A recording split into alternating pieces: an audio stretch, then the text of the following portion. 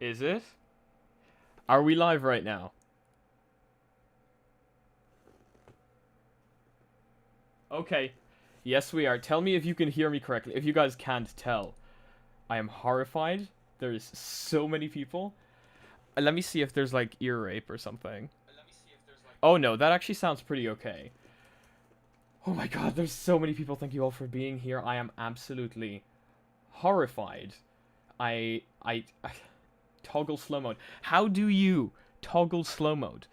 I am in like the controller thingy, and that is not an option that I see here. So, you know, um, enable auto start, enable auto stop. None of that is here. So I don't think slow mode is a thing. I don't know how Exerl is going to moderate that. But I'm gonna Google it real fast. Everybody, welcome. This is the moment we've all been waiting for. Uh, I'm going to try not to be horrified for the actual stream itself, but I have never been live in front of this many people. Thank you all so much for being here. How to toggle slow mode YouTube. Because this Exerl is not going to be able to moderate this.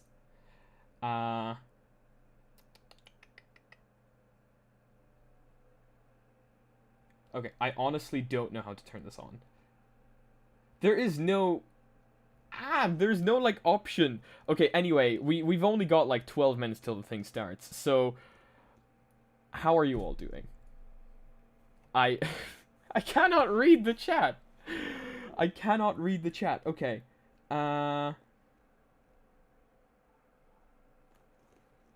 Enable.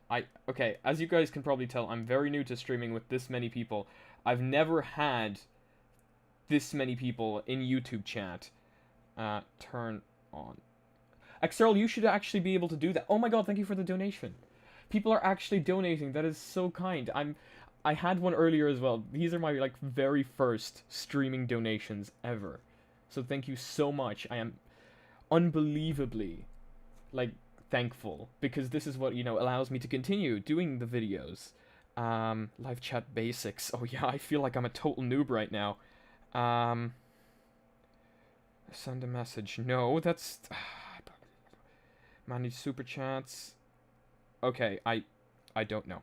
I don't think we can turn on slow chat. So you guys are just gonna have to be slow.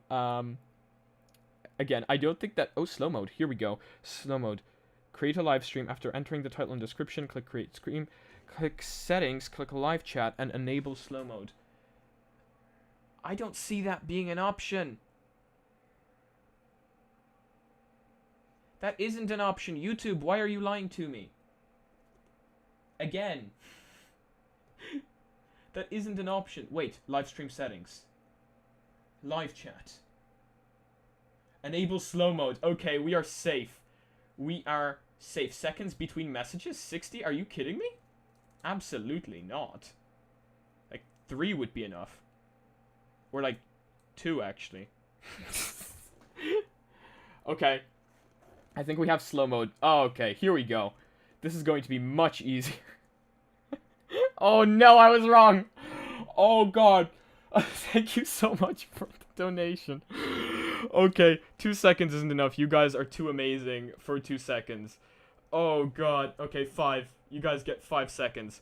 Oh my god, thank you so much. I didn't even get to read that. Thank you.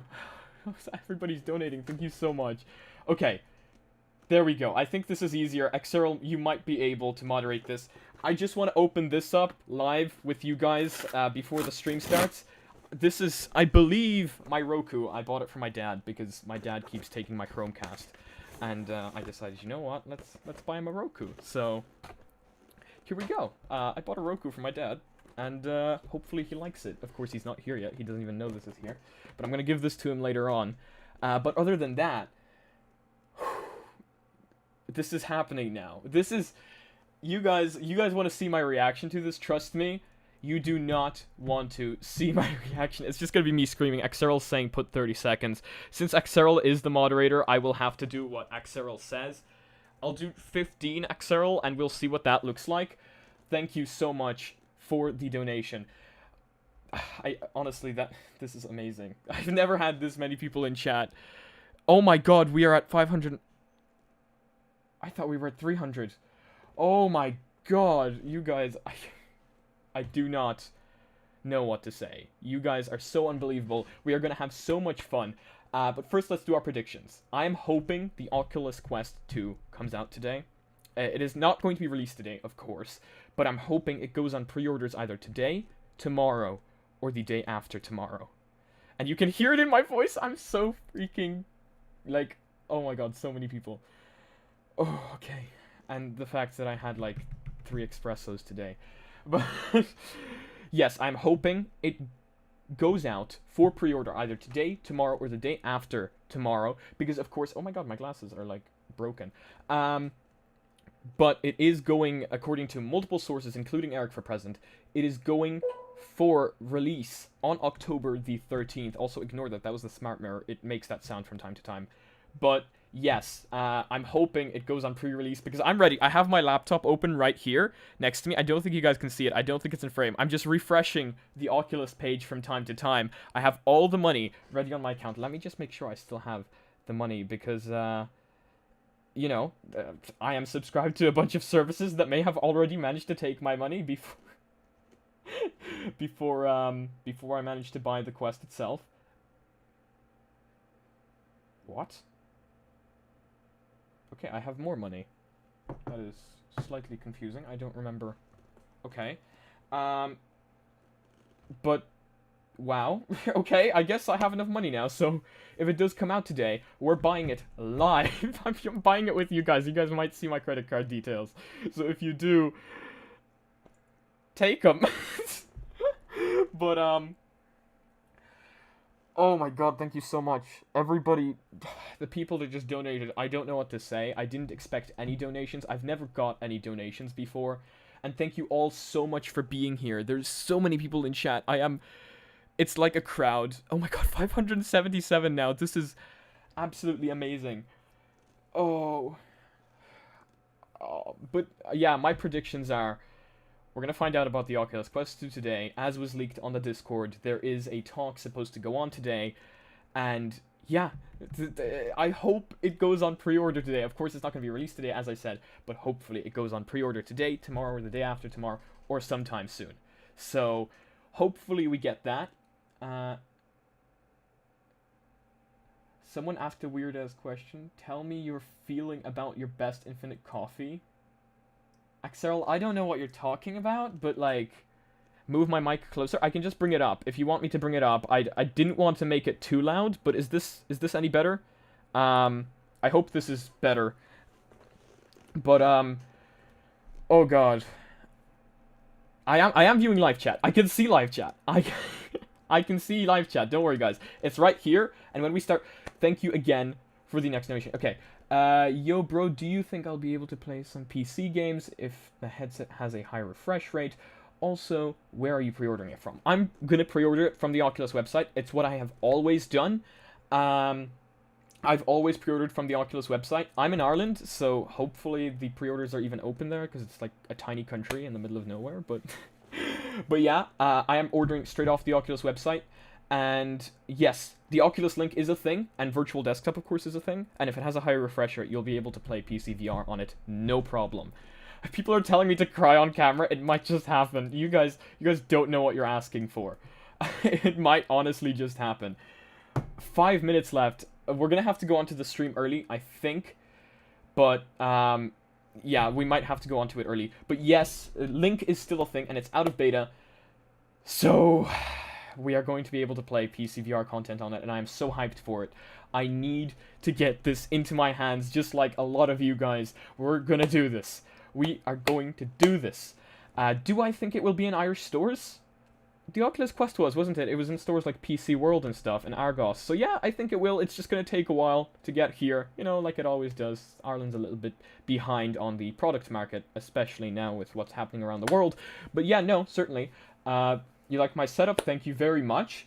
Oh my god, this is supposed to be slow chat, okay? What's good? I'm good. How are you guys? This is amazing. This is absolutely incredible. How did I get my name? It was a combination of Mystic and Tentacle, and the original icon was, of course, an eyeball with tentacles on it. So that was the original name. That's at the end of every video. I'm just checking the time, by the way. It's we're getting closer. Oh, oh, it's on right now. Okay, Jesus, I did not know that. Okay, so I need to make myself smaller. There we go. And I'm going to connect source. And boom. Here we go. Here we go. We have a beautiful, ugly live stream. But image, disable. Oh, there. We have imageception now. And there. We have imageception oh now. god, please do not play sound. Okay, so the live stream is on. I'm on Facebook. So if it's on, it'll show up here. The video is live now. Let's watch this. Let's watch this. I am super excited for this. The conference begins in... Okay, I'm going to press... I'm going to close the chat, first of all, after I figure out how to do so. There we go. I'm going to press F11, and we're on full screen, and I'm just going to make sure that everything looks correct in chat. Yes, we do look correct on my laptop. So, it's just a actually, you know what? I'm going to open it on my phone. That will probably be a better option. Certainly a better option. Opening it on my phone than on my laptop, because that way I can see it in front of me and I can see live chat as well. Oh my god, we're at 662 people. Make my face bigger? Okay, I can make my face bigger if you guys want me to. Is this bigger enough? I don't want my face to take up too much of the conference itself, so you know. Also, can you guys hear the music? Oh yeah, you certainly can hear the music. Okay. Last 2 minutes. Yeah. I wasn't speaking to you, mirror. Ignore the mirror, guys. It likes attention. How do I get the fake green screen? The Kinect, the Xbox Kinect. That does that for me. It's pretty damn cool. It's too loud? The music is too loud. Okay. If the music is too loud... I'll bring it down a tad bit, but I want you guys to, of course, be able to hear the conference, so I don't want to make it not loud enough as well. What does the conference begins in? How do we... Oh, okay, it's a countdown. I'm stupid. I am. But, oh my god, you guys are amazing. I want to be able to see if you guys donate, of course, because I want to be able to read your messages. I don't know if that will show up on phone. How many hertz do you think the new Quest will have? I think it's going to have minimum 90. With that XR2, it better be minimum 90, or a lot of us are going to be highly disappointed. So it better be at least 90. Okay, I have live chat open here, and I have the Oculus Quest website open here as well, just in case anything happens, so I can see you guys chatting on my laptop. Oh, another donation. I want to read it. I want to read it, if it says anything. Okay, it doesn't say anything, but thank you very much. I appreciate this a lot, seriously. Okay, I have the live chat open, so now I can read everything. Okay. Okay. I have it open on my phone as well. So I guess I'm kind of watching my own stream on 3 devices. I really hope that doesn't break anything. I have gigabit, so that shouldn't be an issue. Oh, you guys are so amazing. Thank you all for being here. I think we're going to enjoy this. Thank you for the donation, and hi to you as well. Oh, guys, this is so many people. Thank you all so much. Okay, we're getting there, guys. We're all getting there. Almost. Okay, let's do this. I'm gonna mute my mic now so that you guys can hear what's happening in the conference, and I'll unmute it if I have anything to say. So, have fun, guys. Enjoy this.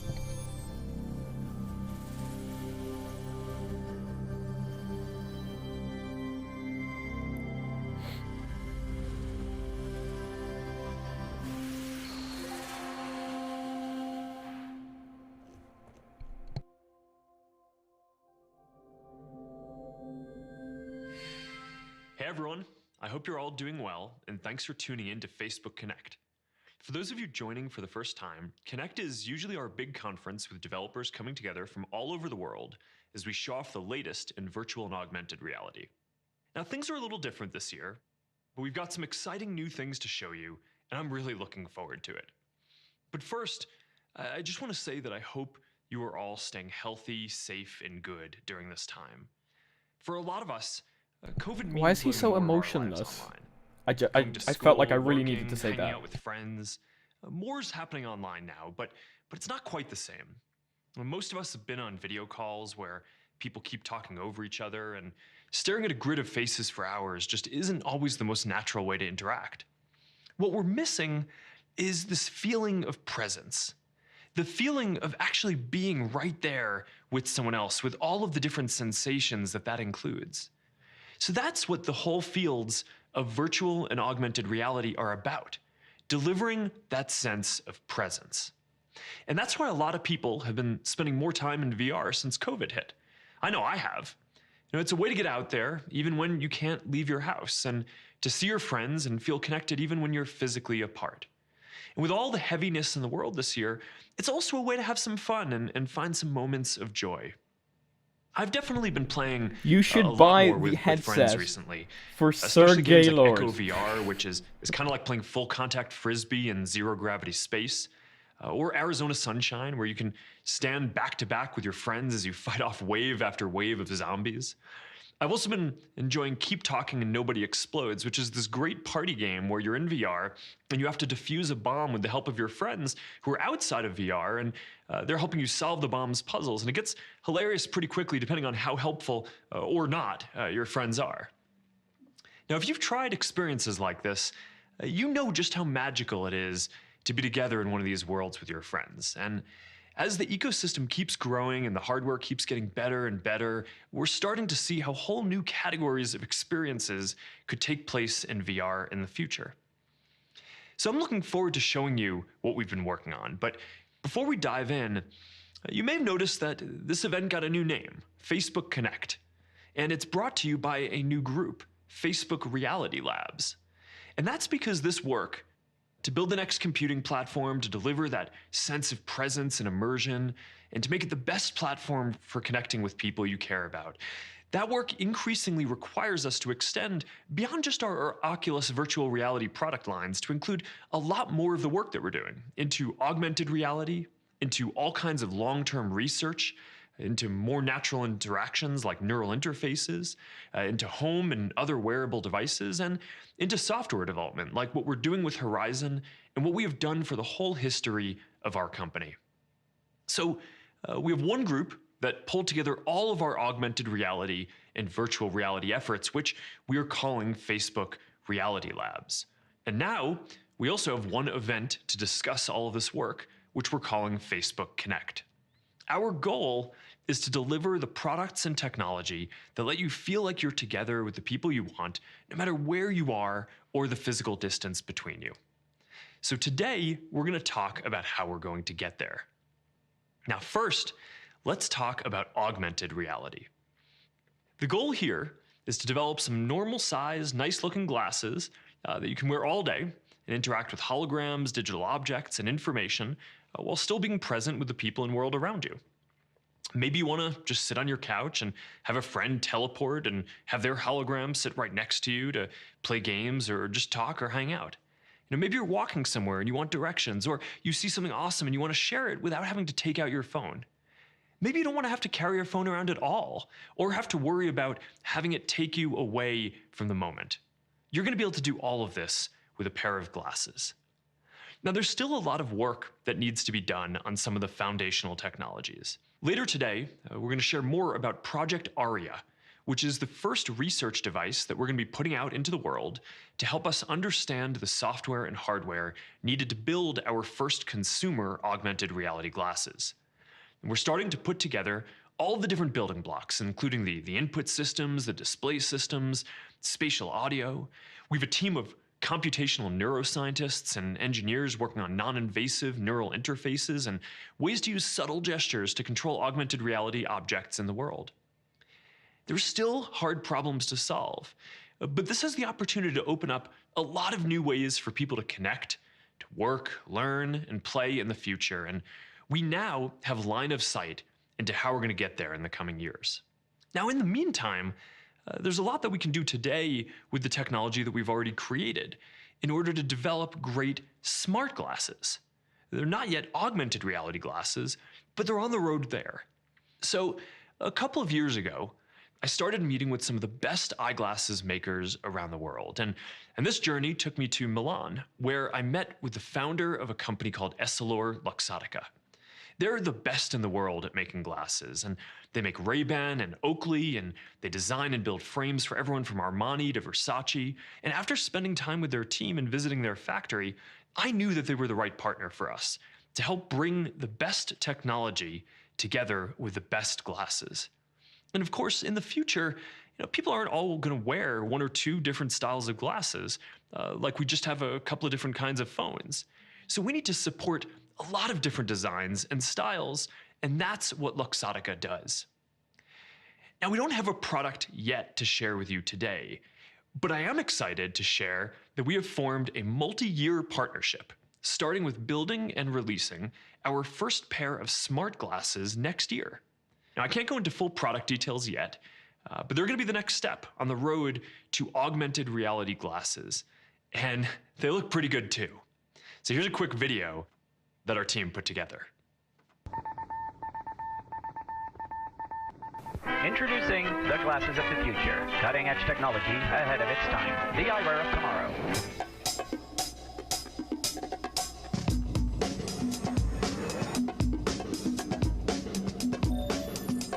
Aiding the cause of science. Inching my way towards the future.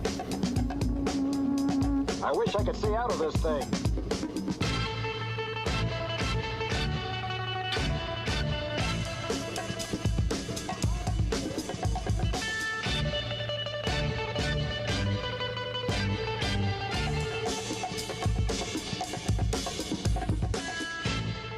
All right, so this is going to be a big milestone in starting to integrate the core technologies into a regular glasses form factor and seeing how people use them.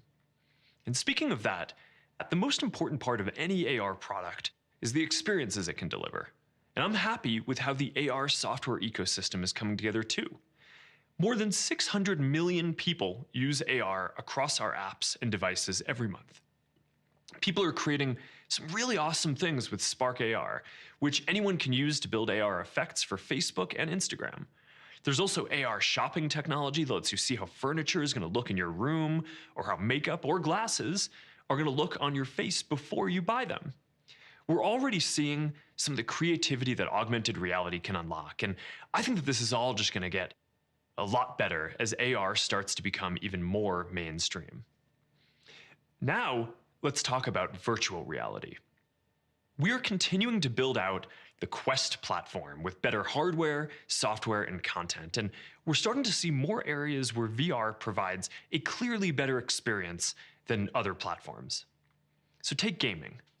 I think Quest is already the best VR gaming platform, but it's about to get a lot better because a couple of years ago, we started working with some of the best game studios to produce AAA franchises for Quest. And today, we're going to share some of this work from developers like Respawn, ILM X Lab, Universal Games, and more. And we're continuing to bring even more of these games to Quest. This fall, Oculus Link is coming out of beta. And Oculus Link allows you to use a compatible gaming PC to play Rift titles on Quest.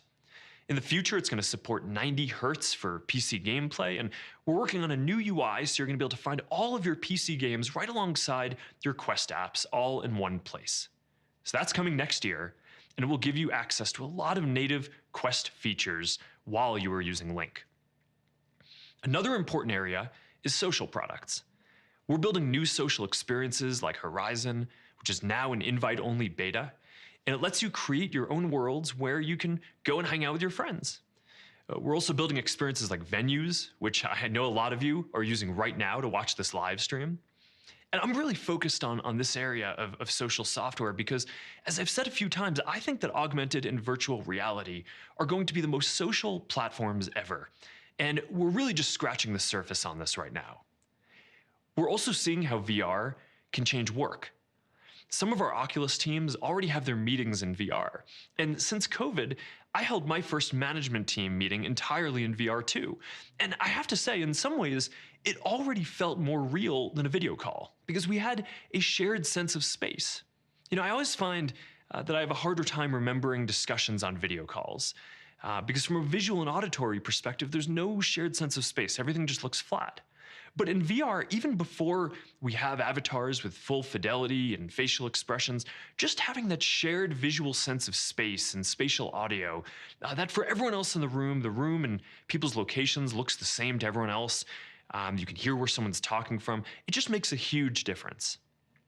Now, more people are going to work remotely in the future. Now, I think that VR is going to give you the ability to work from anywhere without having to feel a lot of that separation that current remote work setups bring. Facebook has already said that for our company, we expect 50% of our employees to work remotely long term. So we're invested in building out the tools that we need for our own people to work from anywhere, and then we're going to deliver them to the world. There are other advantages to VR for work too. Like you can design your own perfect workstation with infinite screen space and ability to teleport between different teams and projects easily. So we'll cover all of this and more in the rest of the session today. But before I sign off, I want to show you something new that we've been working on. And for this, we're going to need Boz, who heads up Facebook Reality Labs. I've been keeping him pretty busy during this lockdown, and here's a quick summary of some of our conversations over the last period.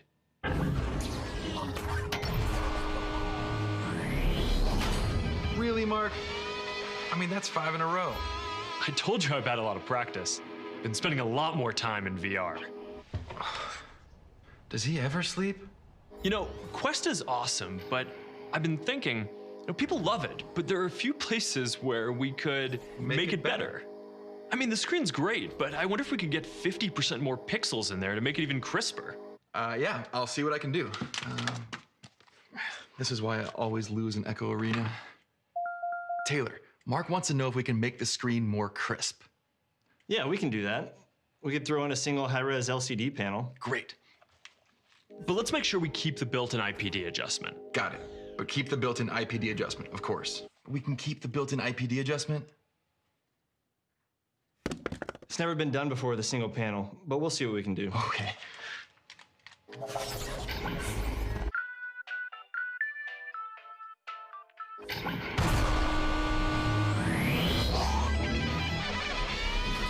I also think we could try to make the whole thing lighter. Let's try to cut 10% off the weight. Could we put it on a diet? Yeah, I think we could shave a few grams. You got it, Mark. Leslie thinks we can shave off a few grams. All right, one more thing. We've got to make the next version a lot more powerful. Let's see if we can advance the processor by a couple of generations and maybe add more memory? Ciao, my buddy, my man. What about that new VR dedicated processor we've been working on with Qualcomm? The Snapdragon Xi2, that is not an easy ask. We're talking about an entirely new architecture.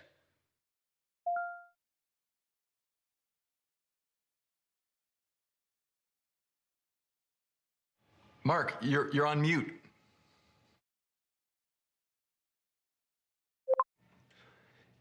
If the team can pull this off, I think we're going to have something really great here.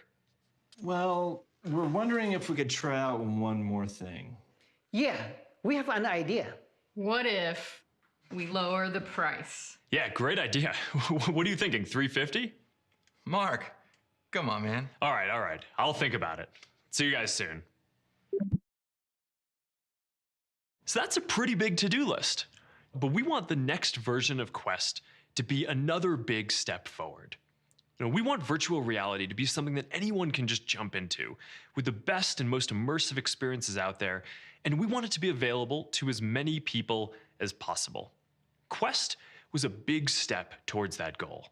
For the first time, you had real virtual reality with full freedom of movement, so you could walk around with no wires to break that feeling of presence. And from day one, we were selling them as fast as we could make them. More than 90% of people who used Quest this year hadn't used an Oculus before. This is the form factor that's going to introduce people to virtual reality. And today, we are taking the next big step forward. And I'm excited to share with all of you Oculus Quest 2. Quest 2 has our highest resolution display ever with 50% more pixels. It's more powerful with a custom Qualcomm Snapdragon XR2 processor and 6 gigs of memory. It weighs 10% less than the original Quest and has a new soft strap, so it's even easier to carry around. It has new touch controllers that are more ergonomic and have battery life improvements. It is shipping on October 13th, and we are opening pre-orders today. And it starts at just $299. Yes! The team has done an incredible job, and I'm Go really now! proud of what we've built here. Quest 2 is lighter, faster, and has a better display than the first generation, and it's $100 more affordable. It is fully wireless, and it has hands down the best content library of any VR system out there. Now, there are a bunch of improvements that we have made to the hardware. We've been working on this with Qualcomm for years, and Quest 2 is the first major consumer device that runs on the Snapdragon XR2 platform. It's fully customized for VR and AR with support for multiple cameras and technology like fixed foveated rendering. And the end result is a more immersive experience with crisper graphics, more dynamic environments, and ultimately just a more realistic feeling of presence. The display is better. Instead of 2 OLEDs, Quest 2 has a single LCD for super high resolution visuals, and a new system for adjusting the optics that makes it easier to dial in the visual settings that are right for you. We've redesigned the touch controllers with more efficient tracking and optimized haptics. The new controllers deliver a better feeling of hand presence and stronger physical Guys, my feedback. hands are numb. For apps that don't use our full hand tracking, this is going to make a better experience all around. And we've also been making a lot of software updates too. For example, a lot of people have been using VR for fitness. It's probably one of the most fun ways to get in some quick cardio. And Beat Saber is a bit more motivating than a treadmill most mornings. So we've built in a system-level fitness tracker that helps you keep tabs on just how much exercise you're getting while playing some of your favorite titles. It's called Oculus Move, and it lets you set VR fitness goals and track them across different games and apps. And we're also experimenting with real-time stats and in-game overlays, and we're going to start testing this out on Quest later this year. Now, these are just a few of the improvements that make Quest 2 the best all-in-one VR experience out there. Now, I've really been enjoying using mine during this lockdown, and I'm looking forward to getting these in more of your hands in just a few weeks. Now, I want to make sure that I give a special shout out to everyone in our developer community and all of you who've been on this journey with us. 5 months ago, we shared that there were 10 developers who had made more than $2 million in revenue from Quest content alone.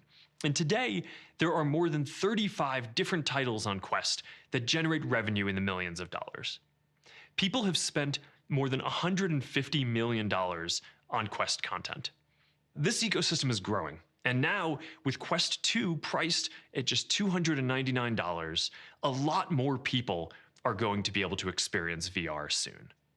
So this is becoming a self-sustaining ecosystem now, and a lot of this success comes down to developers building great experiences. Because every time that someone gasps out loud when they see their hands in VR, or instinctively ducks or dodges something, that's the result of all the effort that you put in. So I want to thank all of you, because we are on this mission together. Now, walking the floor at Connect and getting to demo some of the new experiences that you've all built, that was awesome. And I hope we're going to be able to do that and get together in person again one day soon. But I also hope that together we can build something that helps us stay connected even when we are on different continents. Something that can help us feel present no matter where we are. That's what technology should be all about. And it is something that virtual reality can uniquely help us accomplish. So if we can build experiences that are as vivid and meaningful as being there together in person, that's going to unlock a lot of amazing things. It's going to mean that you're free to live and work and learn anywhere you want, to meet friends in new places, to explore and create new worlds. For the first time, we're going to be able to step outside the limits of the physical world and experience things and be part of communities that weren't even possible before. And I can't wait to create this with all of you. And now, to talk more about the journey ahead, I'm going to hand it off to Boz.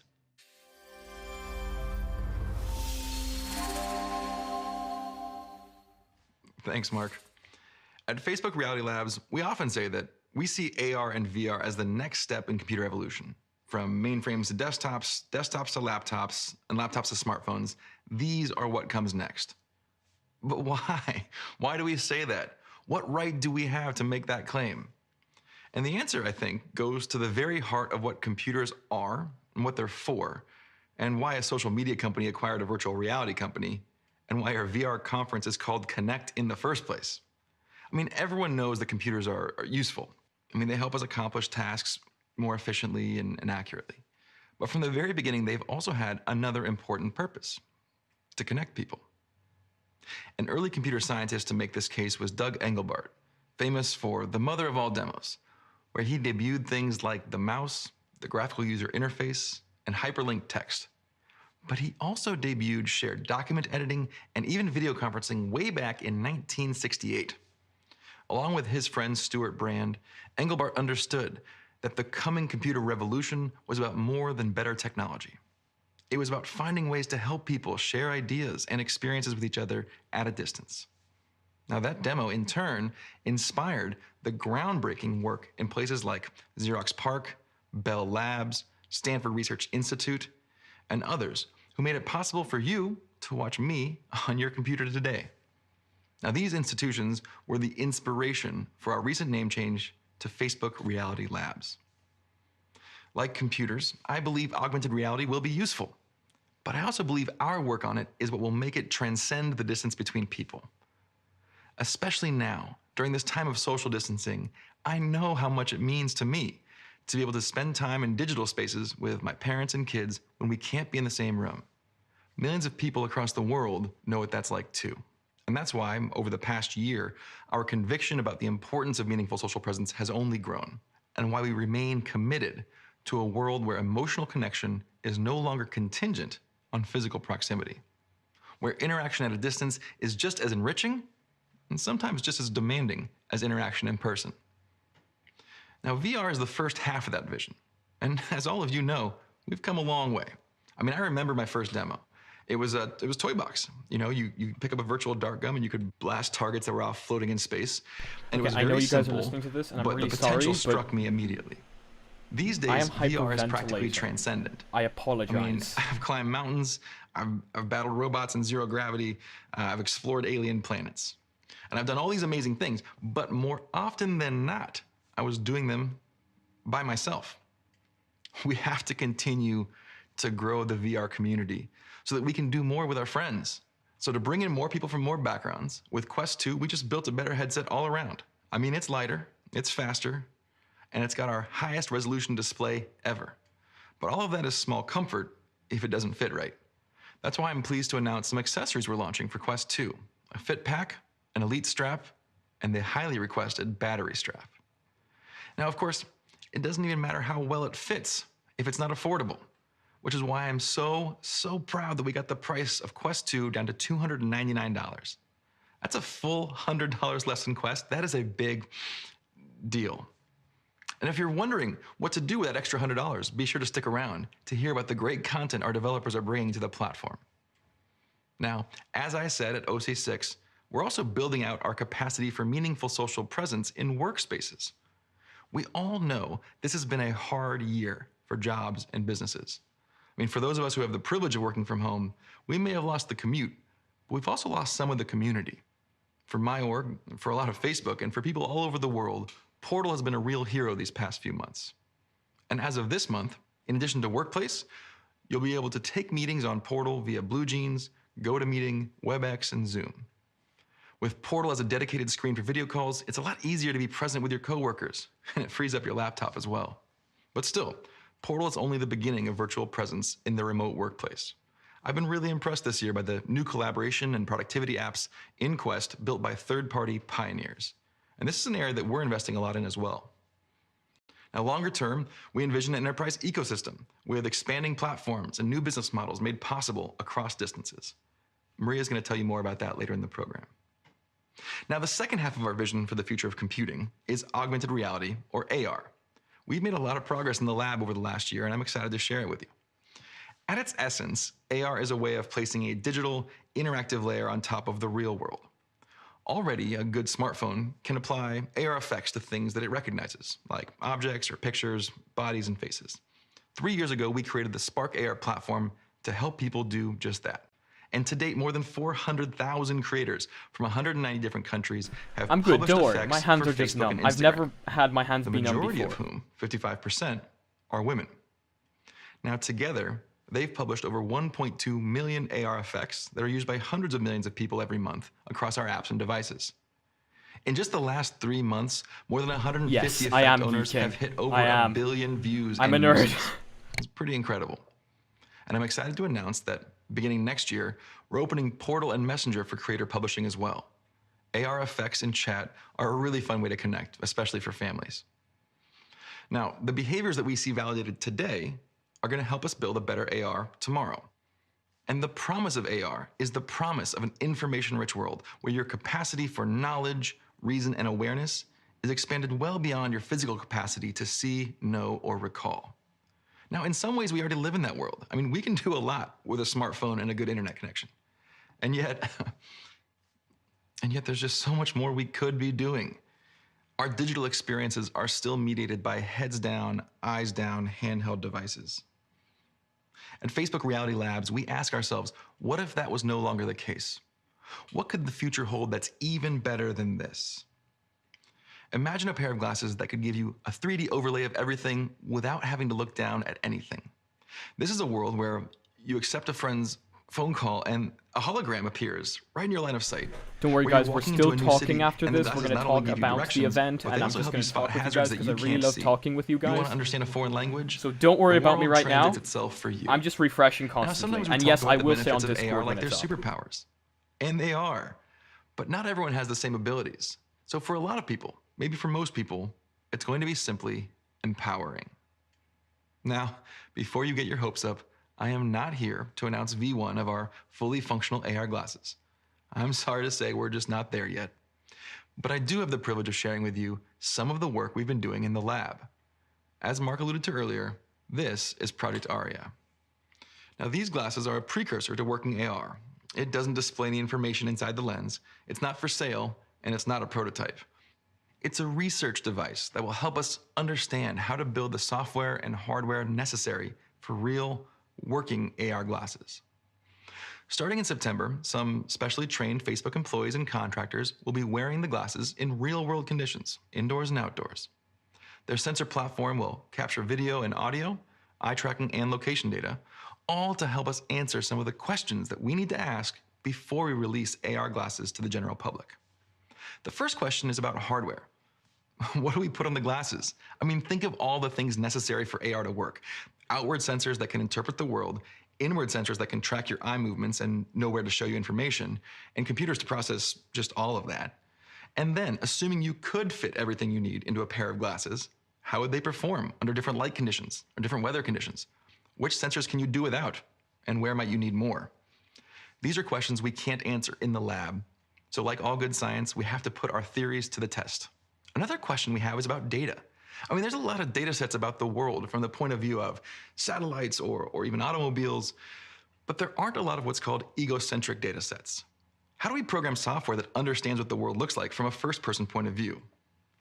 And more to the point, how do we balance what data we need to collect and process in the first place? At OC6, I introduced Live Maps, our effort at creating a shared virtual maps that are drawn from crowdsourced information. Basically a 3D spatial internet. If we can design glasses that can both build and use live maps, we can deliver an AR experience that requires as little data as possible. Michael Abrash will share more later about the technical aspects being worked on in the lab, but before moving on, I'd like to show you guys a video we produced with the research team that introduces Project Aria.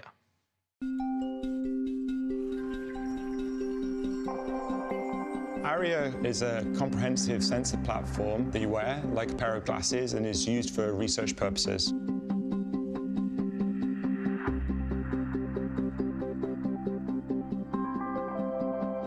At the beginning of Aria, we actually evaluated many form factors: the hat, the bracelet, but we settled on the glasses because it could give us the closest human perspective. If you really want a system that is socially aware in a sense, it perceives the space like people do, you gotta look at the world from a human point of view.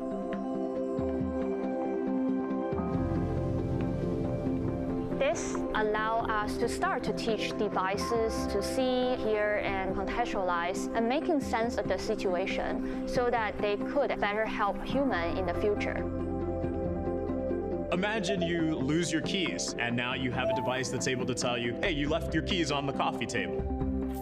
Or the ability to take your human senses and feel as if you are somewhere else in the world. When we think about navigation, it's not just the turn-by-turn direction that you're getting from your phone, but it's really navigate you to anything. Navigation also will unlock amazing possibilities in public safety and accessibility. Project Aria is about figuring out the right privacy and safety and policy model long before we bring AR glasses to the world.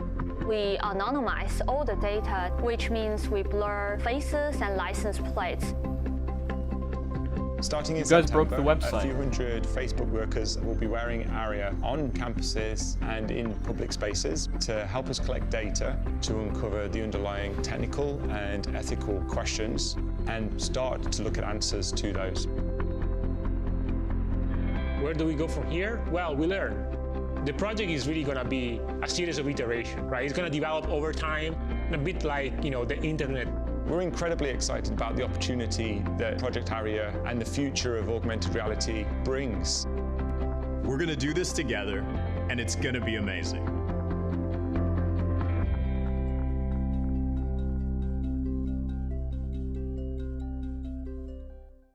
Now, as the video mentioned, in addition to the technical complexities we're navigating with Project Aria, we've also been working to answer some questions about how and when the glasses should be used.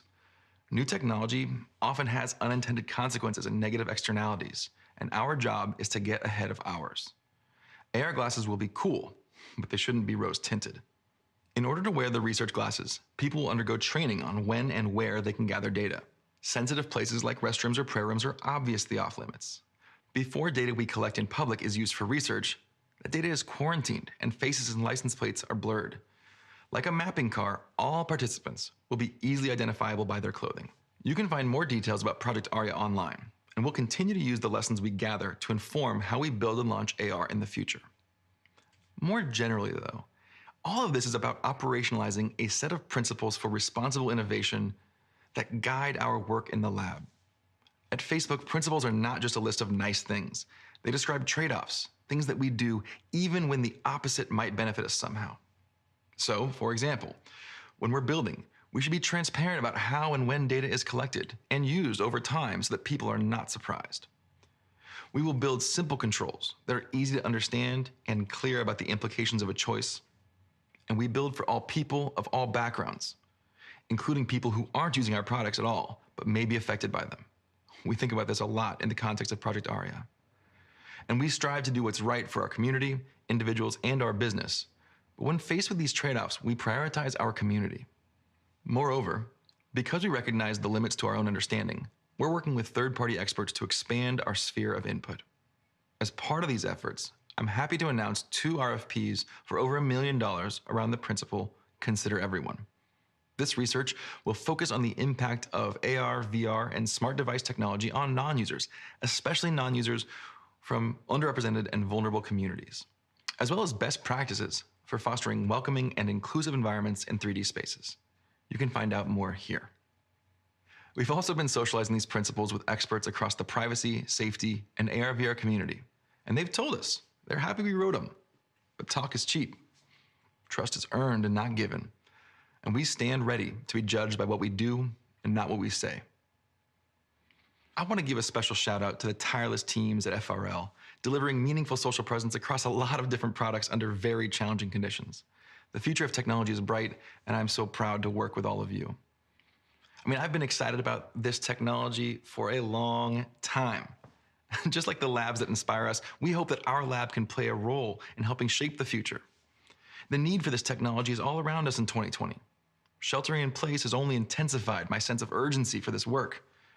Every day away from my loved ones grows my conviction that this technology is important. But as excited as I am to introduce this to the world, I'm even more excited to use it myself. I mean, I miss seeing my family, my friends, my colleagues, and all of you.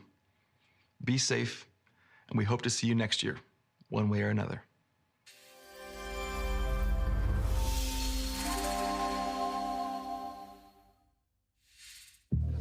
Right now, someone's working in the lab, and someone's going far away from someone that they love. But someone's working in the lab, so someone who is far away can be with who they love each day. Right now, some genius who's 8 years old is dreaming of a degree in a distant place beyond the sea. But someone's working in the lab, so the genius who was 8 years old can study from where they choose to live and be. Right now, there's someone wishing for some superpowers to run and play with super speed, finally freed. That someone wishing for some superpowers will one day live to be a super someone. Because someone's working in the lab. We need each other in this world. We need not few of us, but all. That's why there's someone working in the lab right now.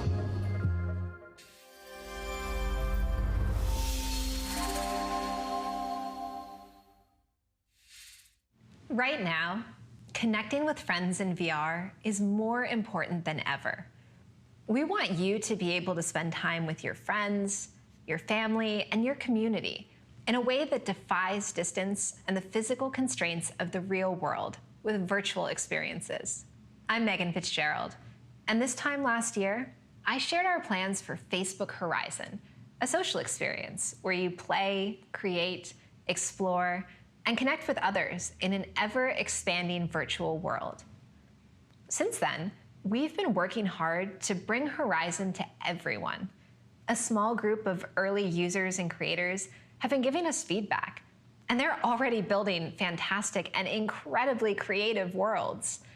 And just last month, we opened the invite-only beta and began bringing people off the waitlist to join us in Horizon. And we're excited for more of you to join us soon and experience some of this.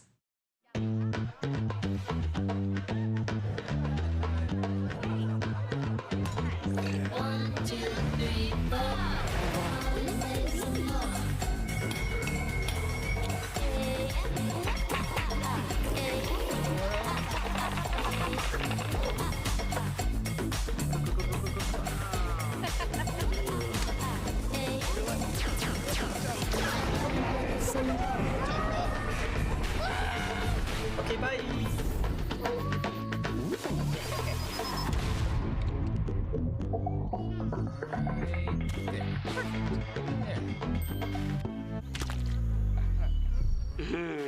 Or not.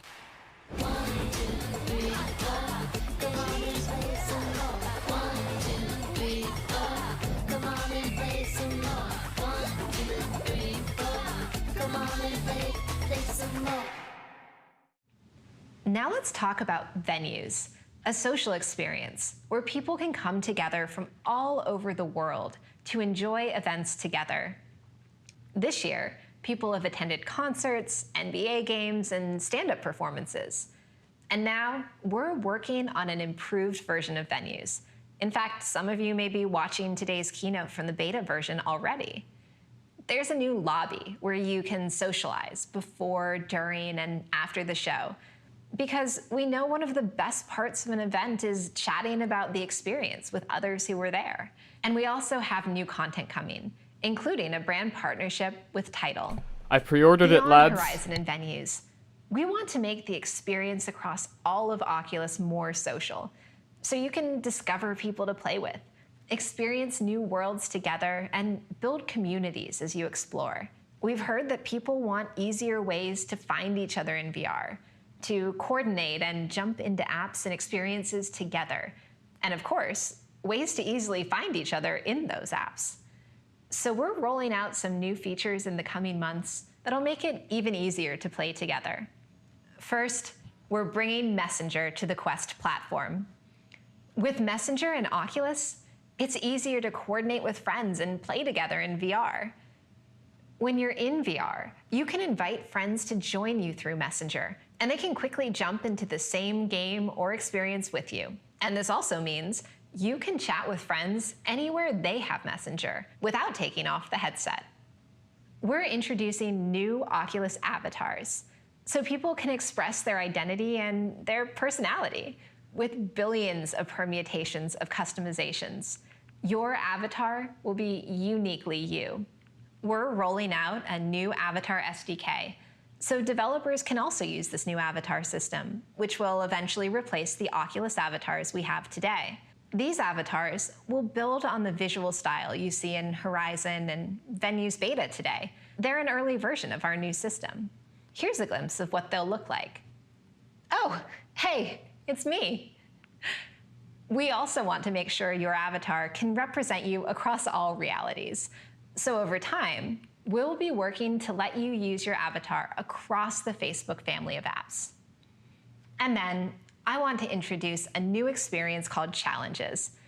It's all about you, the VR community, showing off your skills in your favorite games. Challenges allow you to create mini tournaments and challenge friends, your community, or the whole world. Whether it's a week-long competition to see who can achieve a global high score on that new Beat Saber song, or a daily motivator to get you and your friends to play Synth Riders. Now, groups of friends can play together and challenge each other, even when they're not in VR at the same time. And developers can create their own featured challenges, starting with Beat Saber, Pistol Whip, and Synth Riders. They'll have new challenges available weekly, so you can compete to be the best of the best. Challenges roll out on Quest today, and will become available on Quest 2 when it launches later this year. And now, Chris Barber.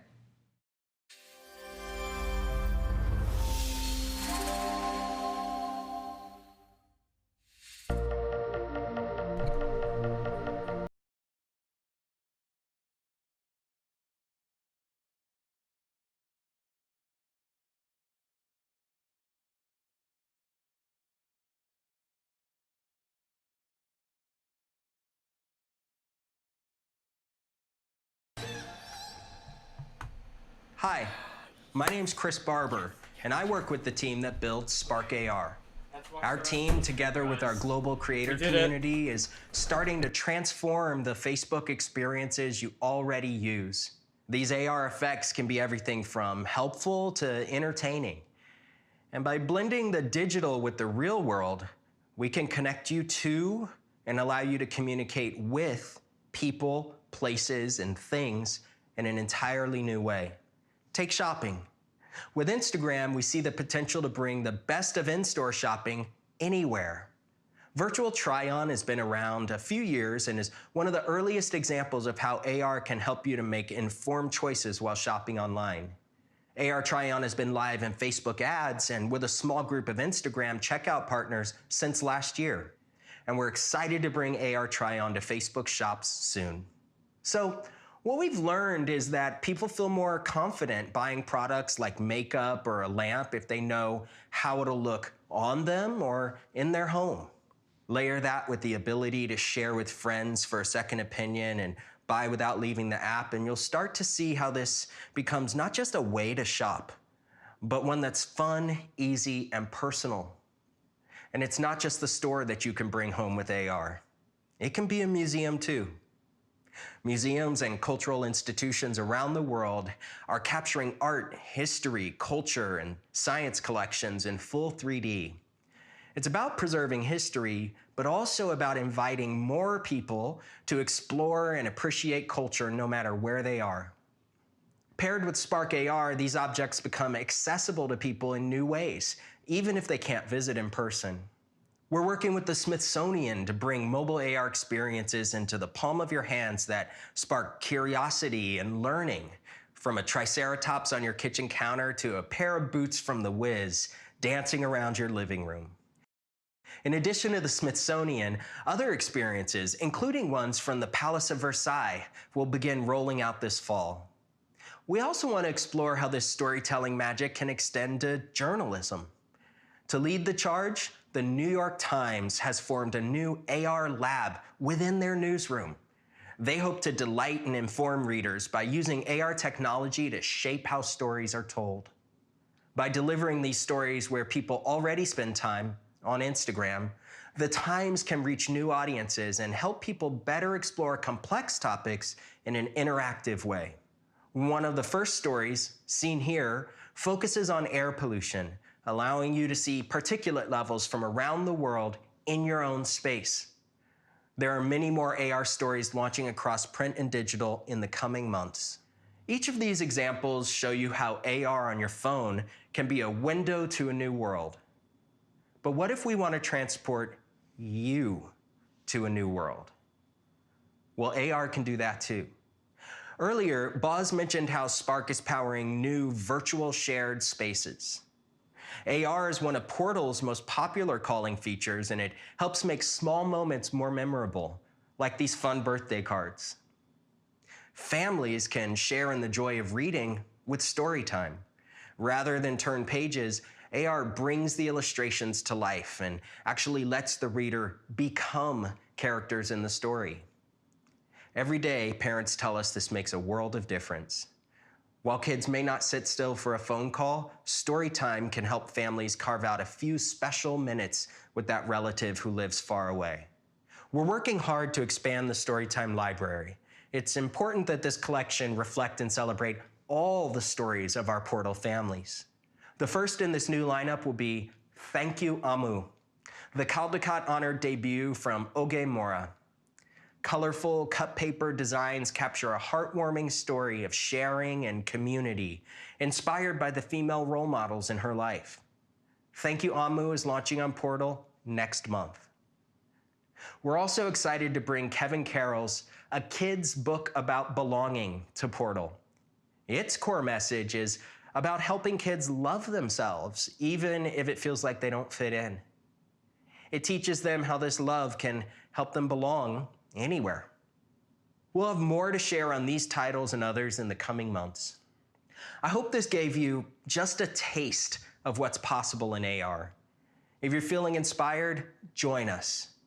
Check out our Spark Creator session this afternoon and learn how you too can bring this AR-powered world to life. Now, to tell you more about the fully immersive VR worlds dreamed up by Oculus developers, please welcome Mike Verdu.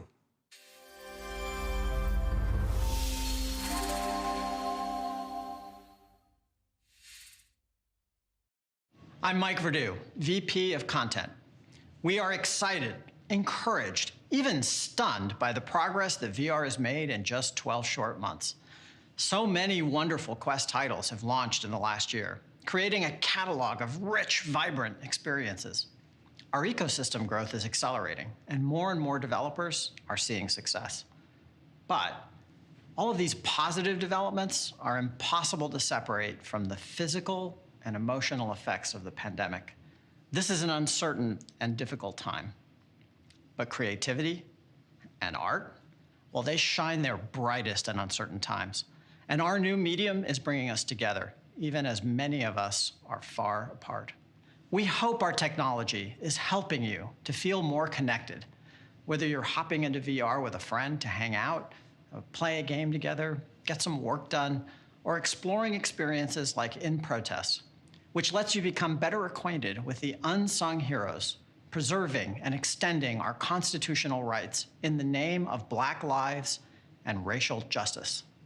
Our developers are finding new ways to stay connected as well, showing us the future of work as they defy physical distance to create amazing products. We salute these teams as they redefine the work ethic and compassion of this industry, adapting their processes in a new paradigm to launch titles that span every corner of the globe. So, 5 months ago, we shared that 10 developers had made over $2 million in revenue from Quest content alone.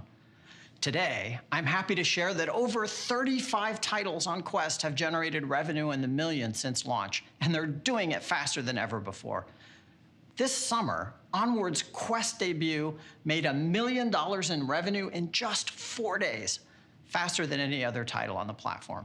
And Five Nights at Freddy's Help Wanted reached $1 million in just 8 days.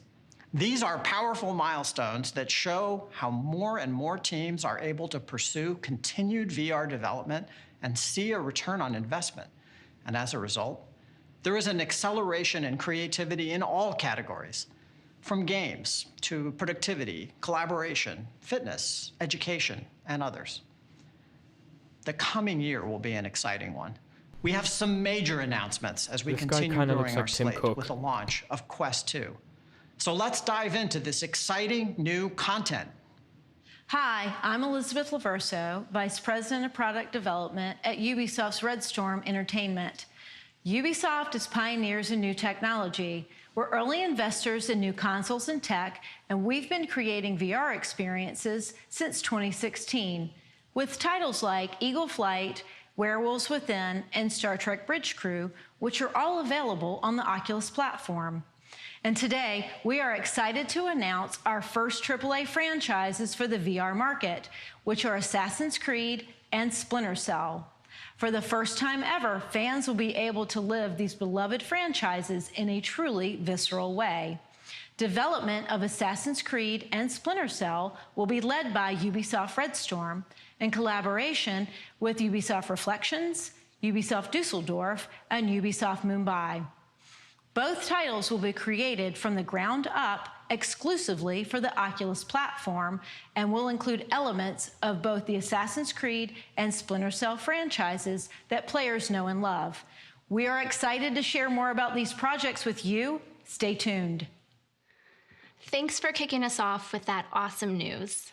Hi everyone, I'm Ruth Bram, and I've been a producer at Oculus for over 6 years, helping our developers make games and entertainment experiences for our platform.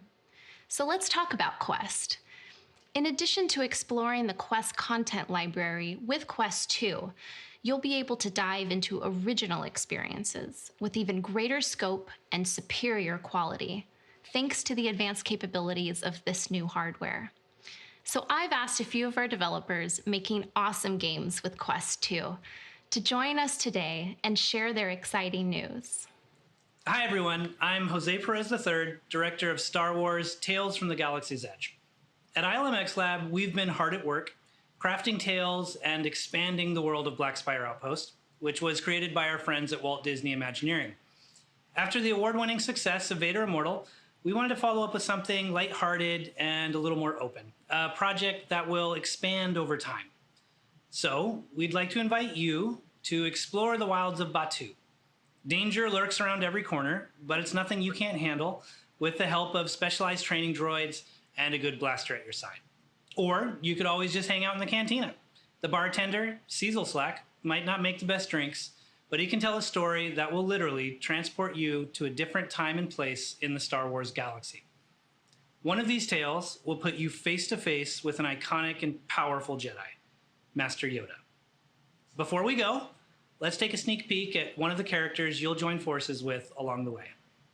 Someone, anyone, please help! My counterpart R2-D2 and I were on board a parts supply vessel bound for Batuu, but it was attacked. You needn't worry. I am a highly trained resistance spy.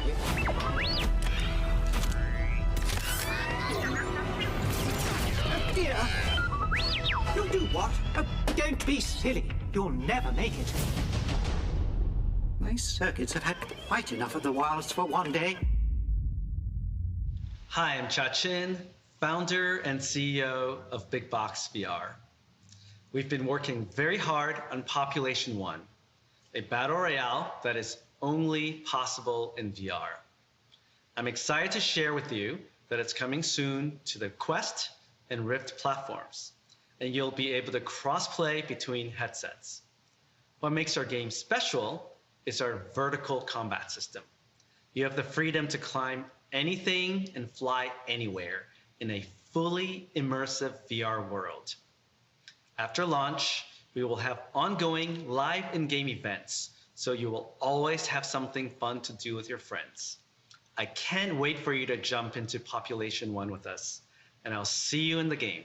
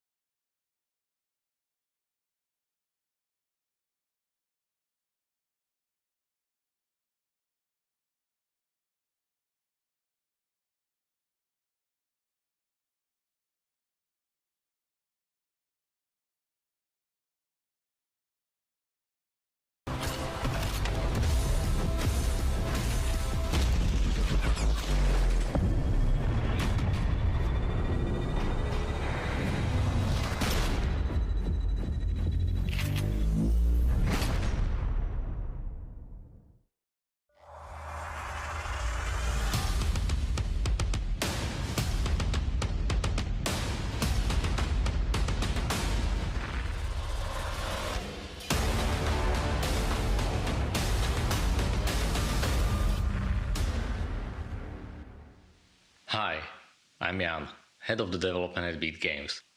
First, thank you to our passionate Beat Saber community. We could not have announced this incredible news without your continued support.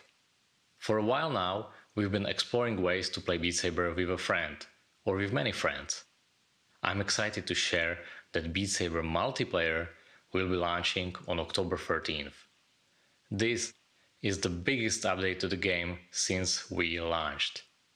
I can't wait for you to try it. And we have one more thing from Deb. Thanks, Jan. As you all know, music is core to Beat Saber. Thinking of who we could celebrate the launch of Quest 2 with, one artist came to mind immediately. Their music spreads positivity, transcends languages and borders, and has touched many lives, including mine. I am so excited to announce that our next music pack will be in partnership with BTS, featuring their recently launched characters, Tiny Tan. Tiny Tan have fun and distinct personalities inspired by the personas of BTS members. Through the magic door, they cross over from their universe to ours, transcending reality and imagination. I'm eager for you to meet them in the world of Beat Saber this November, and for you to play with other fans in multiplayer mode. Hello, I'm Apurva Gandhi, brand manager at Crytek. It's hard to believe that the Climb launched 5 years ago before Rift even supported the touch controllers. Now, more than ever, it's crucial to expand our horizon, explore the virtual world, and connect with others. With a new city setting, 15 new maps, events, leaderboards, and more. We've been overwhelmed by the sustained community support received on the Climb franchise, and we can't wait to share the Climb 2 with you soon.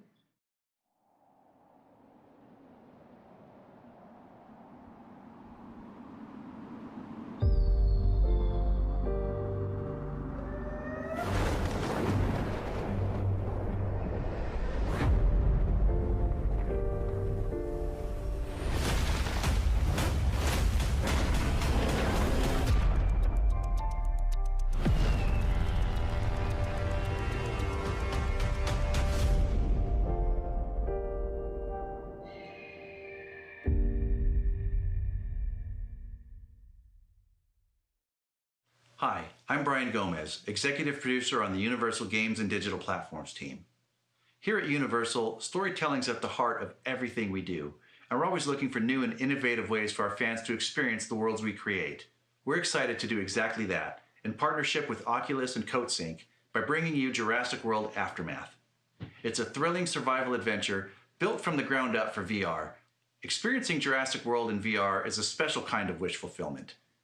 Set 2 years after the fall of Jurassic World Aftermath lets you race through Isla Nublar, retrieving valuable information while being stalked by deadly velociraptors at every turn. You're going to need to think quick, solve puzzles, and use all of your survival skills to get out alive. So here it is, your first look at Jurassic World Aftermath.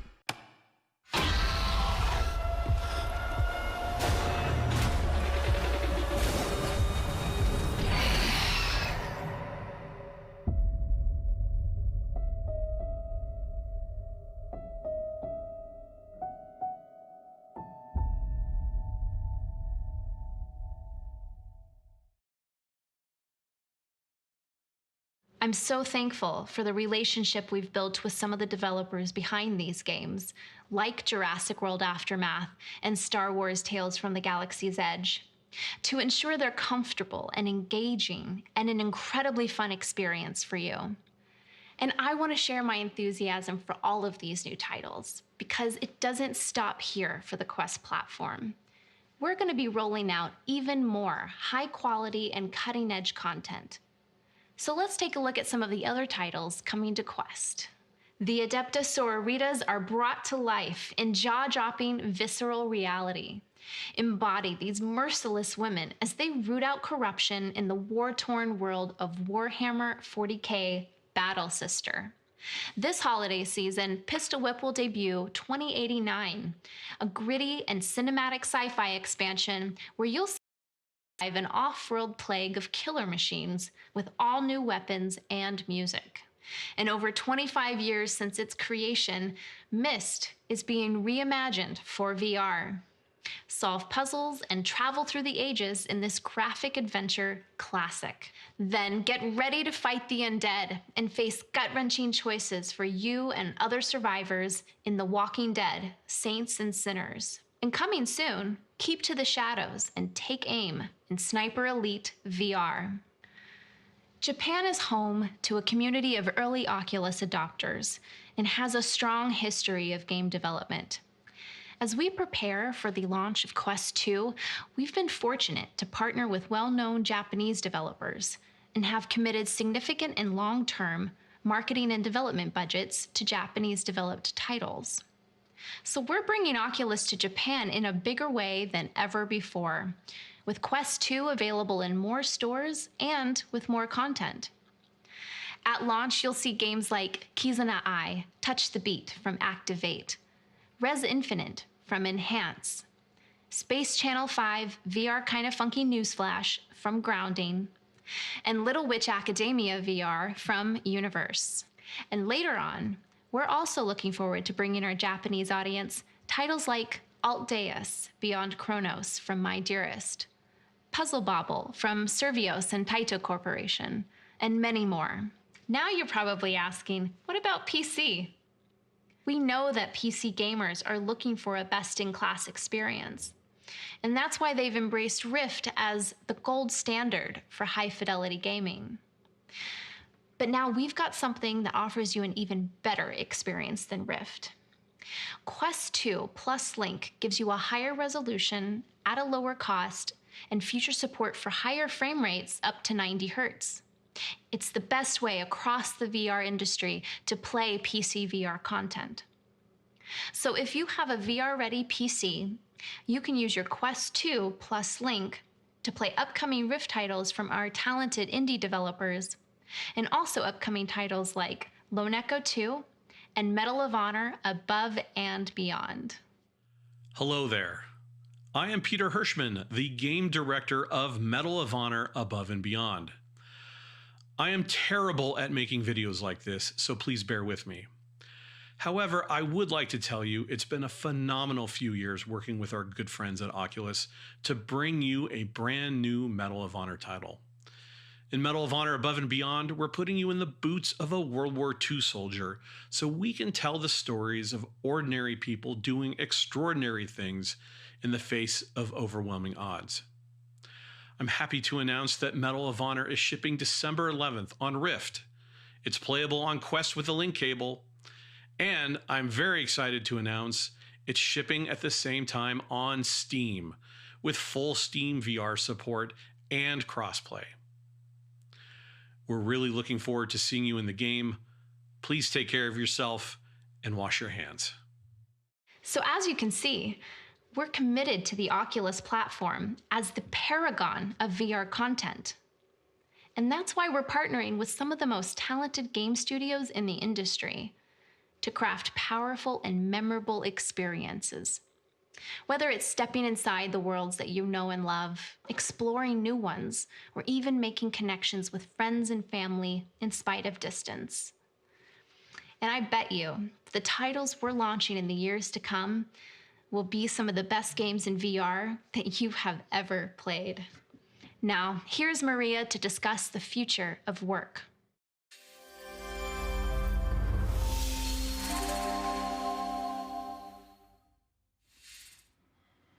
Last year at Oculus Connect, I shared a vision for our VR-enabled future of work, where we could work from anywhere. I said it will take years, probably, before we could make the vision a reality. But then, nearly overnight, around the world, everything changed. And suddenly, we were forced to learn what it means to work remotely. And we experienced the joys, like being able to have lunch with your family every day, and the challenges, like building new relationships online, collaborating on complex problems, and sometimes feeling lonely. We are relying on a mixed bag of ways to connect. Email, video, chat, they all work, okay. But VR has the potential to get us closer to what we know we can achieve in person and a lot more. Our vision remains the same, but we have accelerated our efforts to get there. Whether you're on your own, running a small business, or at a Fortune 500, we think VR can help you work better. We are learning every day from the creative ways people are using VR. Scientists, for example, are doing collaborative drug discovery from home. We definitely need that right now. And every day, more companies ask whether VR could be good for them too. That's where Oculus for Business comes in. It already offers professional features like fleet management or enterprise-grade support.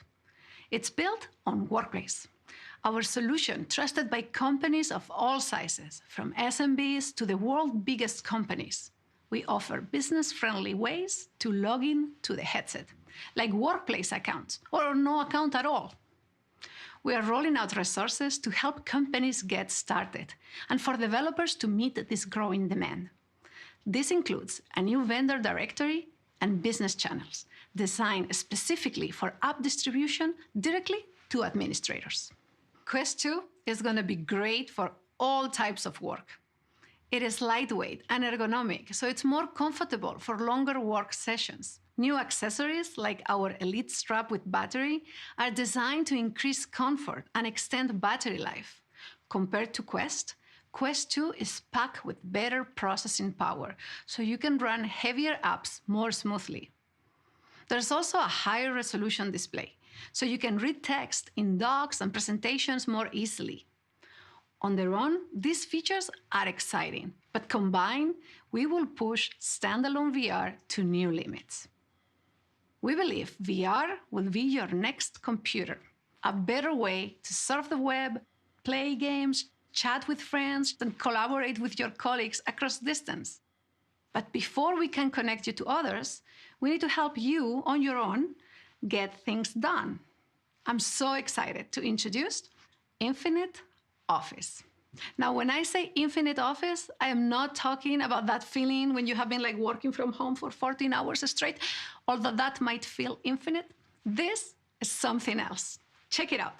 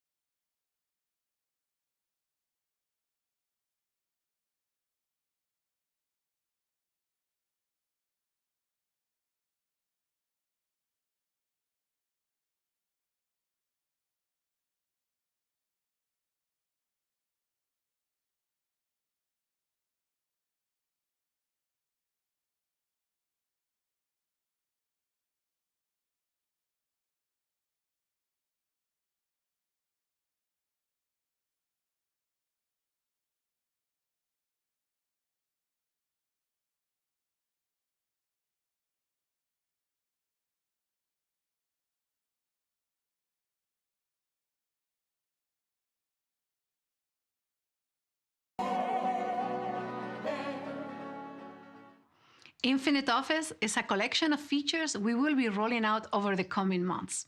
What you saw in the video illustrates the experience as we envision it.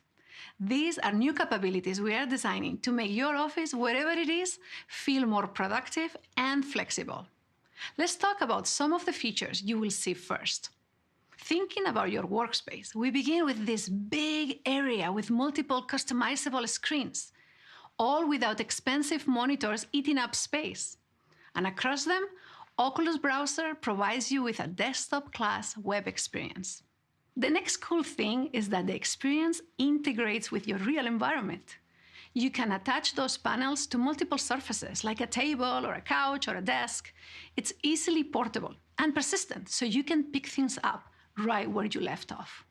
Now you are truly free to take your office with badass monitors wherever you go. And you may be thinking, Maria, that's all great, but how can I work in VR if I can't even type in there? We all know one of the biggest barriers has been text input. So we took care of that too. In partnership with Logitech, we are bringing a physical keyboard into VR. You will be able to actually see your keyboard and your hands finally type, and yes, even copy-paste. My team and lots of others at Facebook are already trying out this infinite office. Initial features begin rolling out to Quest 2, first in experimental release this winter, so you can join us. We are starting with solo productivity, but there's a lot more we can do with these capabilities. We always want to power use cases that connect people and promote collaboration, and we have more in store. But I can't talk about that quite yet. There's one last thing I want to mention. We are committed to putting these technologies in the hands of developers too. And we have already started. Check out this prototype we did with Spatial that layers pass-through with their collaboration app. That's just a glimpse, and we'll have more to share next year. It is amazing to see how far we've come since launching Quest only last year.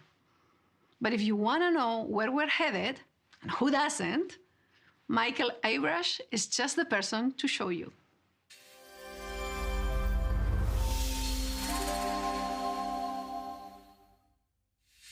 Good morning. I so wish I could be talking to you in person, but I'm still very much looking forward to sharing some of the AR technology we're developing at FRL Research. First, though, a quick update. Last year, I mentioned that my grandson had just been born. Now he's almost a year old, and he has changed a bit. In fact, he's grown so much and changed so rapidly that it's made me reflect on how remarkable the course of a lifetime really is. And thinking back on my own life, I realized that the things that have really mattered, both personally and professionally, have been the ones that I planted as tiny seeds, and that then grew over the years and touched ever more people's lives. In the long run, there is truly no more satisfying feeling, and I'm deeply confident that we'll all have that feeling when we look back on AR/VR years from now, because, as I've discussed at past Connects, AR/VR is the second great wave of human-oriented computing, combining real and virtual to explore the limits of human experience and change the way we live. Today, I'm going to talk about some of the technologies we're developing to enable the first generation of true AR glasses. Glasses that let us mix real and virtual freely, and that are good enough to become part of everyday life. Now, be aware that this is research. Those technologies may take up to 10 years to make their way into products, if they ever make it there at all. That seems like a long time, but it's just the beginning. What's coming over the long arc of AR/VR will be far more than any of us can imagine today. Just as the personal computer developers of 40 years ago, myself included, could not have imagined the long arc of personal computing that's created the digital world we live in today. For all the ways personal computing has evolved over the last half-century, though, one thing has remained constant over all that time, and that is the basic way humans interact with the digital world, in the form of the GUI, the graphical user interface, which has been the gold standard of human-computer interaction since Doug Engelbart's mother of all demos in 1968. Information is presented to us on a 2D surface. We navigate it and select it with pointing, dragging, and clicking, and new information is presented. That has been phenomenally successful. But AR glasses need their own Engelbart moment, a new user interface that is fundamentally different from the GUI. A paradigm shift is needed because always-on AR glasses have the potential to be integral to almost everything we do. They will always be available to help us communicate, navigate, learn, share, and act, So the user interface has to work seamlessly no matter what we're doing. What's more, AR glasses will be able to see our lives as we see them. So for the first time, it will be possible for AI to be truly personalized and contextualized. That, in turn, opens the door to an interface that's proactive rather than reactive, that's intuitive, that understands our intent and acts almost before we know we need it. Ideally, that interface would have very little friction, would be highly reliable and private, and would allow us to remain completely present in the real world at all times. Most of all, the ideal AR interface would, for the first time, put us at the center of our personal technology, rather than adapting and reacting to our devices as we do today. Those are very ambitious goals, and it will take decades to fully realize them. But by planting the seeds now, we can get to AR's Engelbart moment, and then get that interface into people's hands over the next 10 years. There are many pieces that have to come together to enable the AR interface, including a breakthrough display system, a novel graphics pipeline, and new types of sensors, and we're working on all of them. But today, I'm going to focus on 3 areas that are at the heart of redefining the way we interact with the digital world: input and output, mapping the real world, and the interface itself.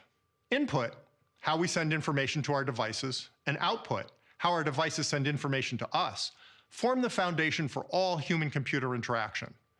AR input and output are uniquely challenging because they need to work easily and intuitively in all the situations we encounter in our daily lives. Let's look at 2 research areas that have the potential to revolutionize the AR interface. The first is electromyography, or EMG, a novel input approach that can read the signals on the motor neurons that run through the wrist to the hand. EMG is still in the research phase, but the Control Labs team that joined us last year is advancing the state-of-the-art rapidly, as we can see in this video.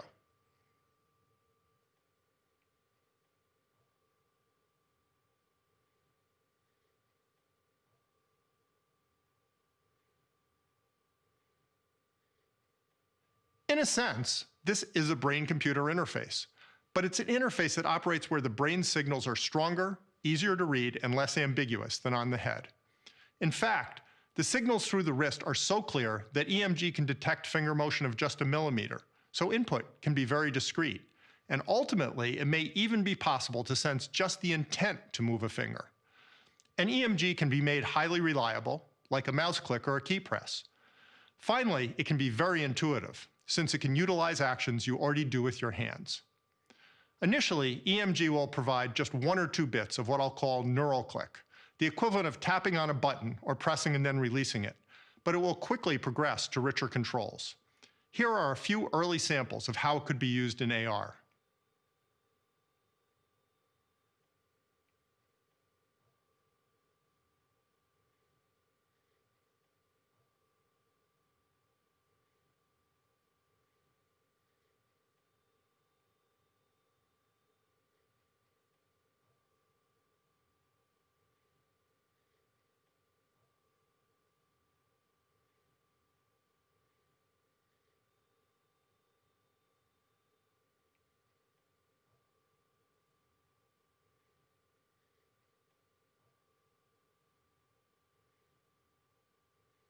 Pretty cool, but that's just the beginning. It's highly likely that ultimately we will be able to type at high speed with EMG, maybe even at higher speed than is possible with a keyboard today. Initial research is promising, as we can see in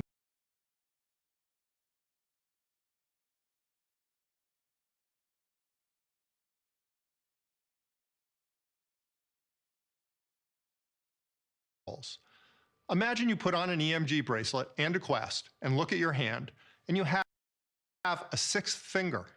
You start to flex your hand and quickly gain independent control of that new finger. Then you take off the Quest, but you can still use that finger to click. Totally discreet and highly intuitive. Pretty much the ideal 1-bit input. Is the brain that neuroplastic? We don't know yet, but this next video makes me optimistic.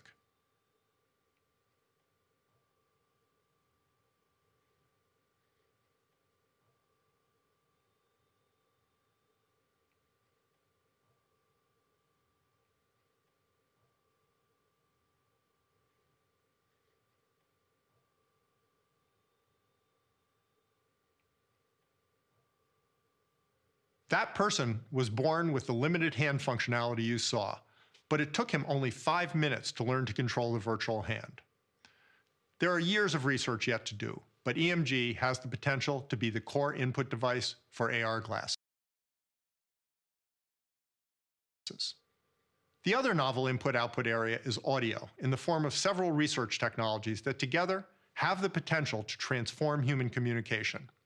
Let's start with beamforming, which leverages a microphone array to enhance sound from any desired direction. Beamforming makes it possible for AR glasses to extract your voice out of virtually any soundscape, so the person on the other end of a call can hear you even if you're in a crowded cafe speaking in a normal voice. Next, let's add in-ear monitors, custom audio devices like this research prototype that fit in your ear and can selectively filter ambient sound. Now, when you get that call in a noisy cafe, the glasses can mute the ambient noise so you can comfortably hear the caller.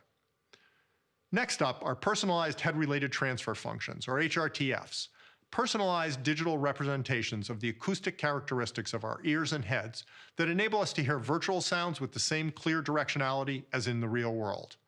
Now we can place virtual callers in specific locations near you, so conversations become much more natural and easy to follow. The final technology is audio propagation, simulation of how sounds move around spaces, which enables us to generate the subtle echoes and reverberations needed to create a convincing soundscape. Put all those technologies together, and virtual conversations can be indistinguishable from real ones, even when you're in a noisy environment. What if you're trying to talk to someone who's actually there with you in that noisy cafe? Just turn on beamforming, point the glasses at the person you want to talk with, and the glasses will pick out that person's voice and mute the ambient noise. If they have AR glasses too, direct glasses-to-glasses transmission will enable you to have a natural, relaxed conversation. This is all research right now, but when it's product ready, AR glasses will give us audio superpowers. Let's walk through a scenario of how audio superpowers could enhance our lives. First, let's see how the scenario would work with today's technology. By the way, you'll get the best experience of this audio section if you listen with headphones or in Oculus venues. Okay, let's say you go to that noisy cafe and want to study.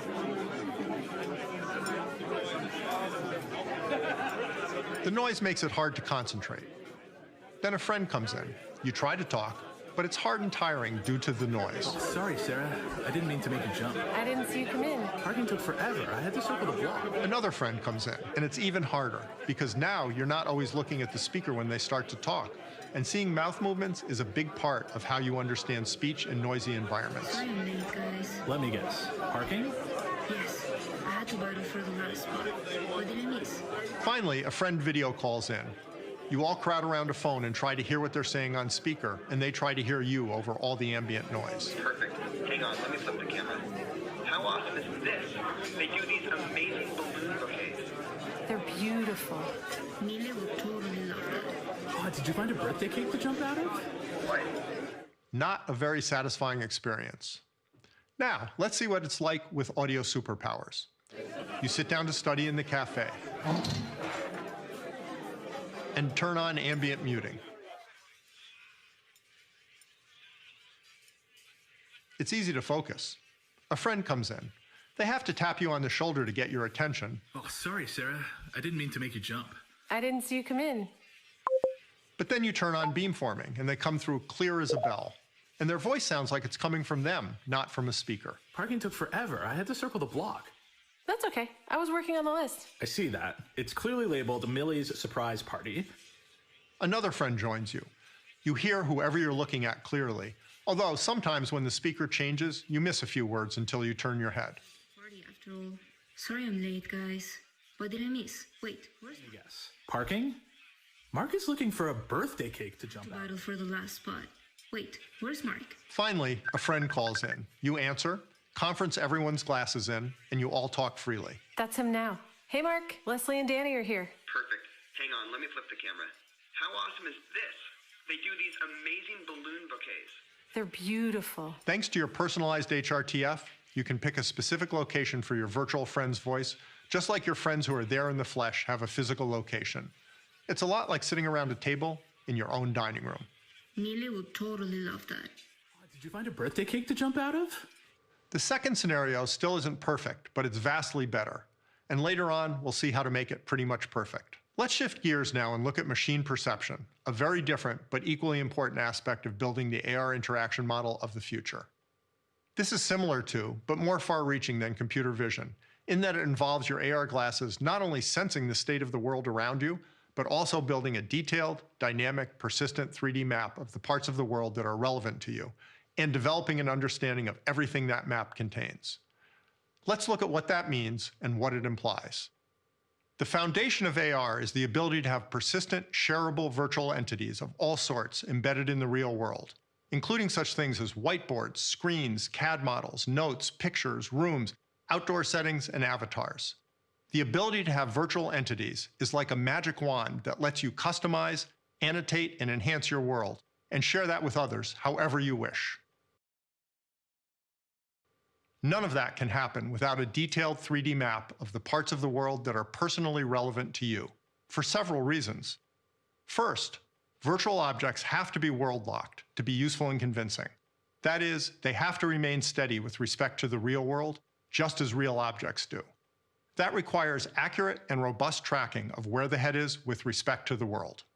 Now, head tracking alone doesn't require a detailed 3D map, just a current set of environment features to track. However, it gets trickier if you want world-locked persistent objects. How can they persist without some sort of database to store their locations? That becomes even more true when you want to share virtual objects with other people. That requires a common coordinate system, and again, there's no general solution other than indexing into a shared 3D map. And then, if you want to be able to share space with a convincing avatar of a friend who lives in another state, not only are precise location and orientation needed, but also knowledge of the things in the space around you, so the avatar doesn't end up cut in half by a table, and can be placed in natural poses, such as sitting in a chair. So both a selectively shareable model of the parts of the world that are relevant to you, and an index of everything in that model, are necessary in order for AR to mix virtual and real effectively. Finally, a 3D map of the world is necessary in order to allow AR glasses to run all day within a very tight power and thermal envelope. It would take far too much power if the glasses had to constantly reassess their context from scratch. So instead, they'll download the most recent data from the map, and then only have to handle dynamic changes, which are propagated back to the map. The end-to-end machine perception platform we're building that enables all of this is called Live Maps. Live Maps consists of a stack of 3 primary layers. The bottom layer, location, provides an accurate frame of reference for the locations of the wearer and their surroundings. That might not sound like much, but establishing highly accurate, always available, consistent, shareable 3D location and orientation in a way that can scale is in fact a tremendous challenge. The index layer builds on location to create a detailed 3D map of all the physical surfaces, structures, and objects in the parts of the real world that are relevant to you. This is a unique personal map based on your own location history, although parts may be shared. To the extent that you and others choose to allow, for example, public places could be globally shared. Index does quite a bit more than just provide static geometry, though. It also identifies objects and provides metadata about them, such as appearance, mass, modes of use, interaction with other objects, and dynamic motion. The index layer can tell you what kind of tree you're looking at, where you left your keys, and how many calories are in the sandwich you're about to eat. And it can predict the landing point for a tennis ball in flight. Finally, the content layer stores locations of virtual objects that are anchored to the real world, indexing them into the map. So the 3 layers together enable us to have virtual entities freely mixed with the real world. But, powerful as that is, it's only one of 2 ways that Live Maps enables the full potential of AR glasses, and the content layer is the key to the second. Content is actually a somewhat misleading name, because the information the top layer stores is much broader than what is usually thought of as content. A better name might be the personal ontology layer. Ontology is a bit of an esoteric word, but for our purposes, it means that the top layer stores the relationships, histories, and predictions for the entities and events that matter personally to each of us, whether they're anchored in the real world or not, along with the interconnections with a variety of global knowledge graphs.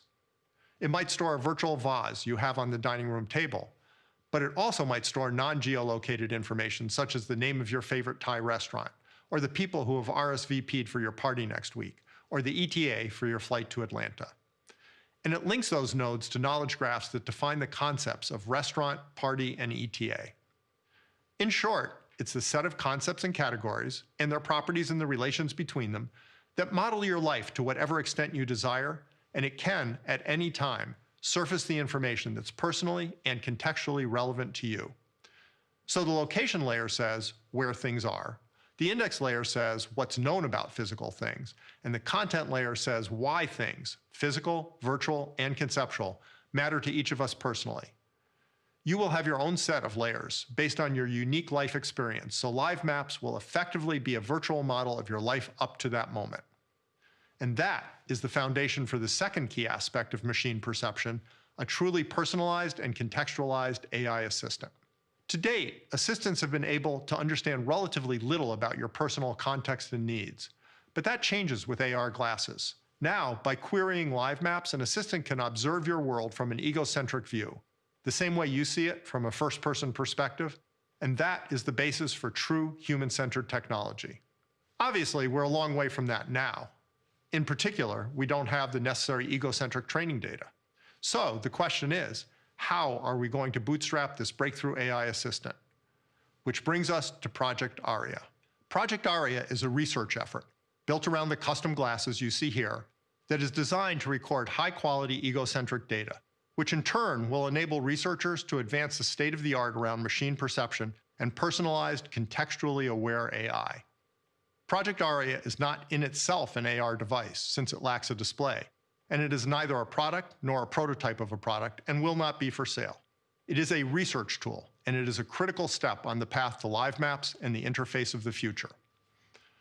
One way to think about Project Aria is as an evolution of the methods which were used to build maps in the past. Since the 1960s, satellites have allowed us to map outdoor environments at tremendous scale, but they're limited in the map resolution and freshness they can produce. Low-flying aircraft and car fleets provided data capture at a higher resolution with increased update rates, but they're limited to outdoor environments. Backpack rigs can now map indoor spaces at high resolution, but are unable to fully capture the wide range of environments relevant to our daily lives. Project Aria is the vanguard of the next leap in data capture technology, client-based mapping, which will one day enable anyone with an AR device to build and use live maps wherever and whenever they need to, based on data from their own devices, particularly AR glasses. The use of egocentric data will make it possible to construct higher resolution maps that are dynamically updated at a much higher frequency, and will enable mapping of a far greater spectrum of environments than has been possible with any previous mapping technology. In addition to enabling state-of-the-art research into map building, Project Aria will let researchers explore what data AR glasses will need to capture in actual use, and how AI can most usefully leverage that data to provide personalized assistance. Let's take a look at each component of Project Aria in closer detail. At its heart, Project Aria is an all-day wearable computer and sensor platform with a powerful mobile class processor, all wrapped up in an ergonomic glasses form factor weighing under 70 grams. The device is controlled by the wearer using a mobile companion app, which communicates via an encrypted low-energy Bluetooth link. As Boz noted, once a data sequence has been recorded and the device is placed on charge, data is uploaded to Facebook's research servers and kept in quarantine, meaning it's not made available to researchers. During the quarantine period, participants can delete segments of captured data from the system without accessing the raw data. Any data that is gathered in public places is also passed through a set of privacy filters by our system to automatically blur faces and license plates. A prominent LED indicates when the device is recording, and ending a recording is as simple as flicking the mute switch on the side of the glasses. Project Aria supports a variety of sensors that gather the sort of data that AR glasses will need to capture. These include a front-facing RGB camera, 2 side-facing monochrome cameras, and dual IMUs, which each contain an accelerometer and a gyroscope. This combination of sensors allows us to both observe the environment and track the position of the glasses, the wearer's hands, and objects within the scene. In this example, we can see the trajectory of the device being calculated from both the camera and the IMUs as the glasses wearer interacts in an apartment setting.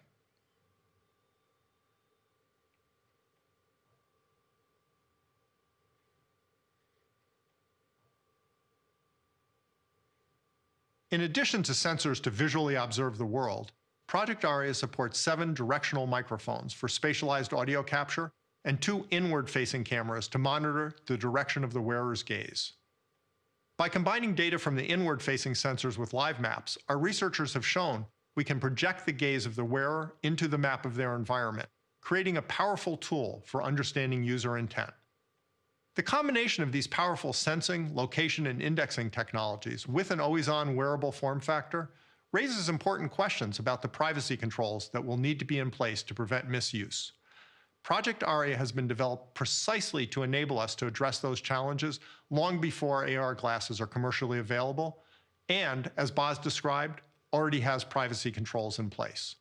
Starting this month, Facebook employees will be using Project Aria devices in public and private spaces, including their homes, and also on our campuses once they reopen, in order to help inform the development of live maps and contextualized AI.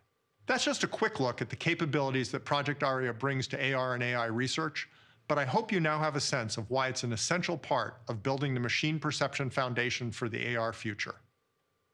Which brings us to the last technology we'll discuss today, the AR interaction model.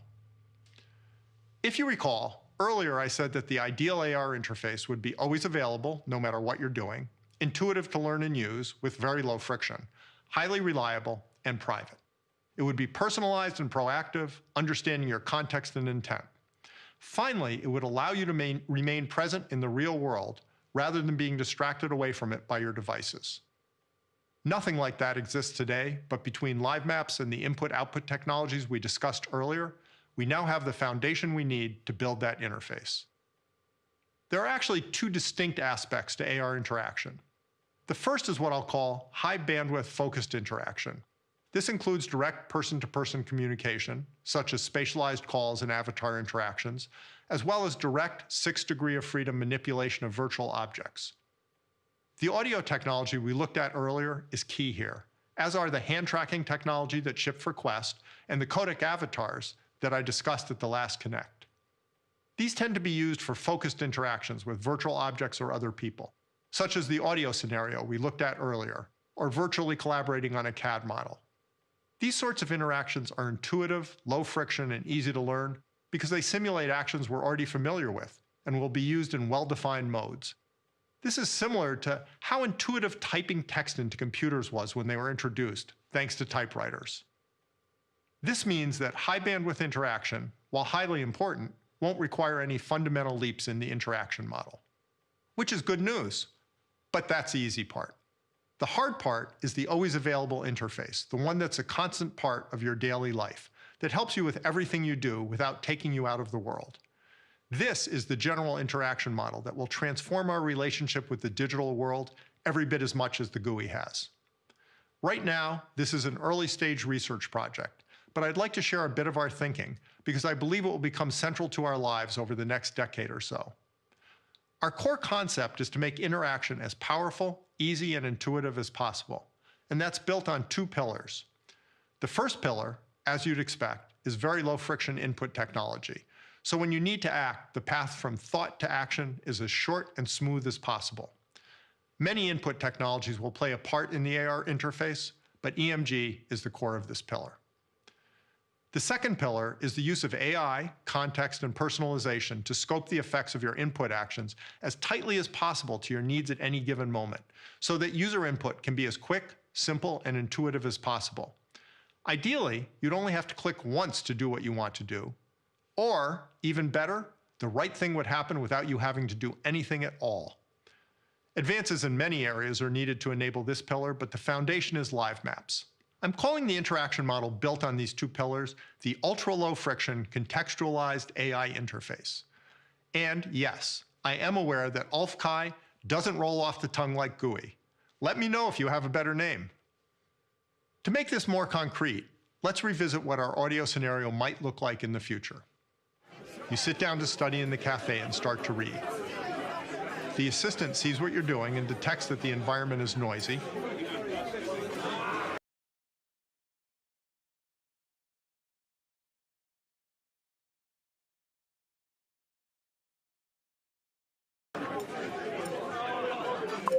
So it asks whether you're easy to focus. A friend comes in and comes over to say hello. Hey, Sarah. Parking took forever. I had to circle the block. The assistant knows to let their voice through, even though the ambient noise is still muted, and proactively enables beamforming.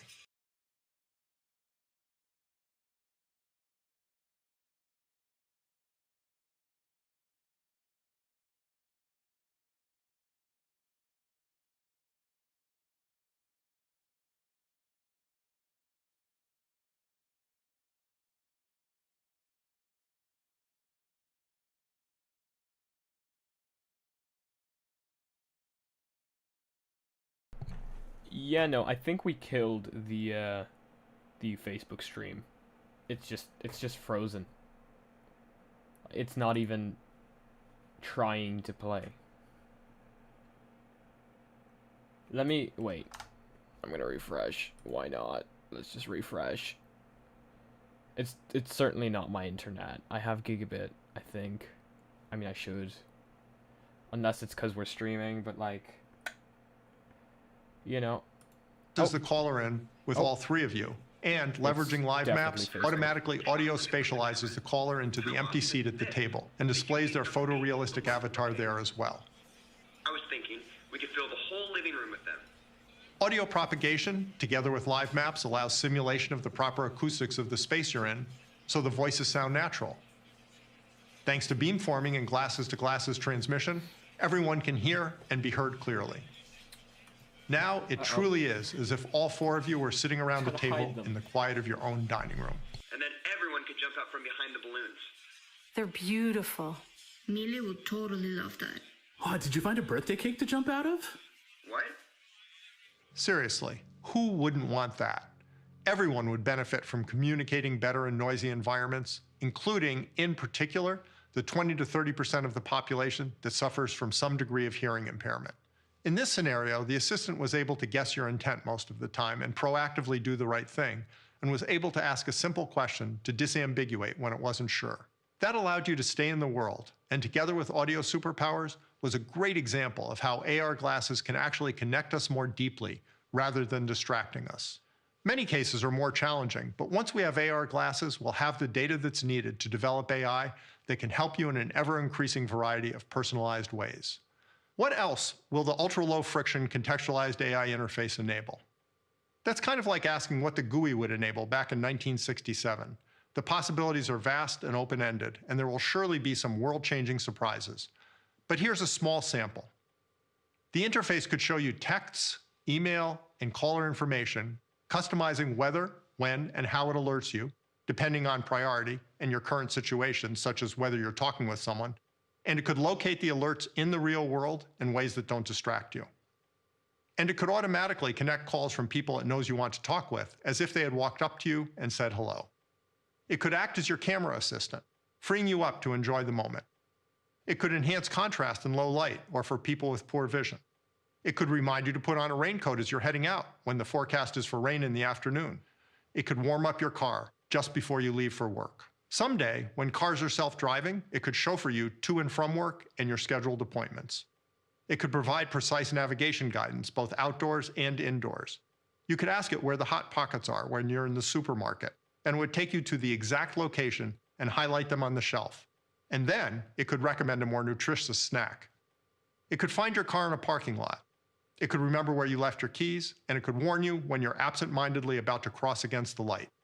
It could provide relevant contextual information ranging from points of interest to restaurant menus to whatever you're curious about at the moment.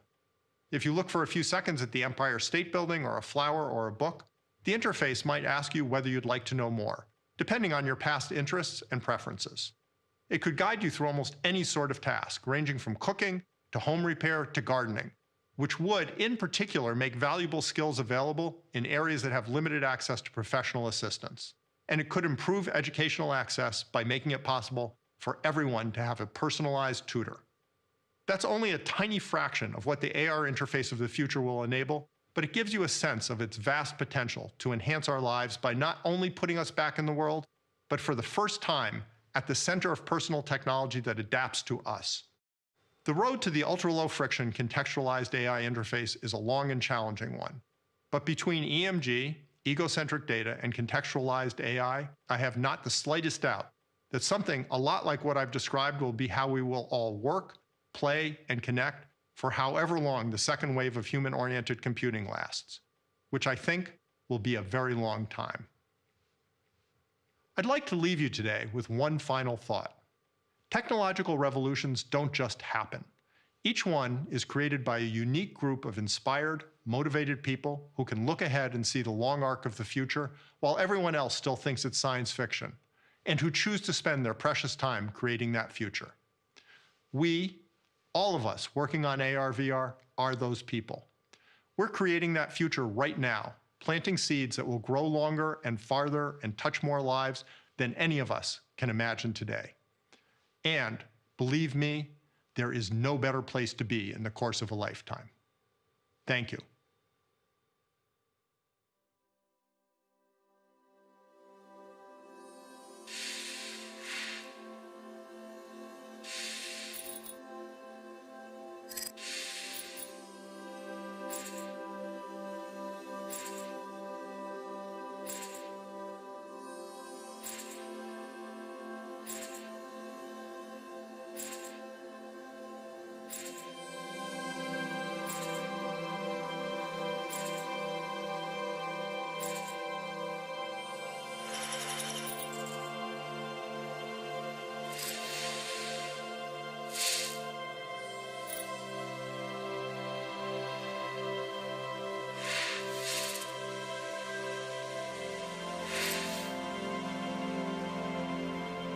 Of course they did it, just to hype you up even more.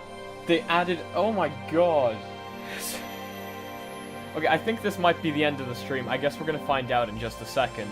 And then we can chat. We can just straight up chat, because I think this might be the end.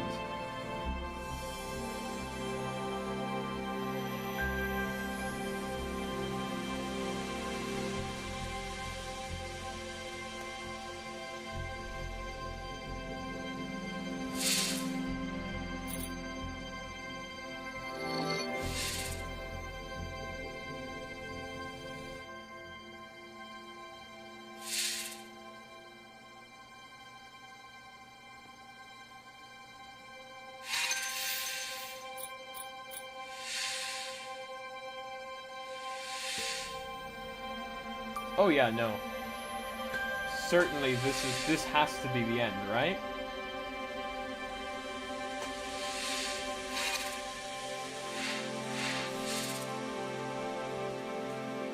Oh, got tagged on Discord.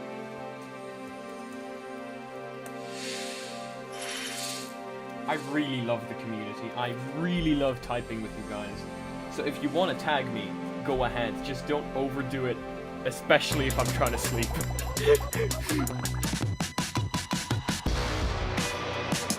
They're just hyping it up now. They're literally just hyping it up.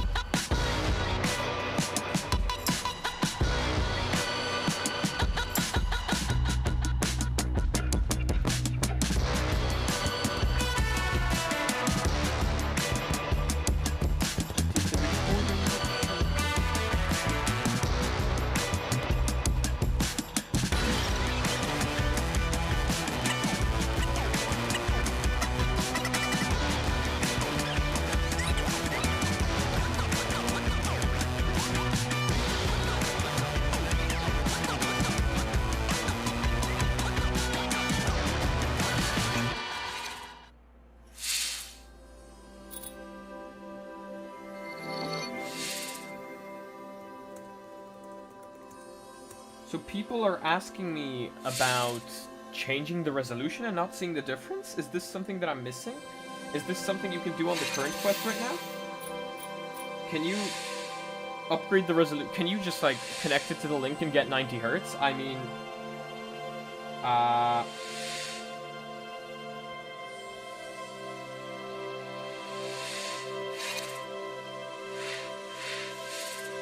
oh.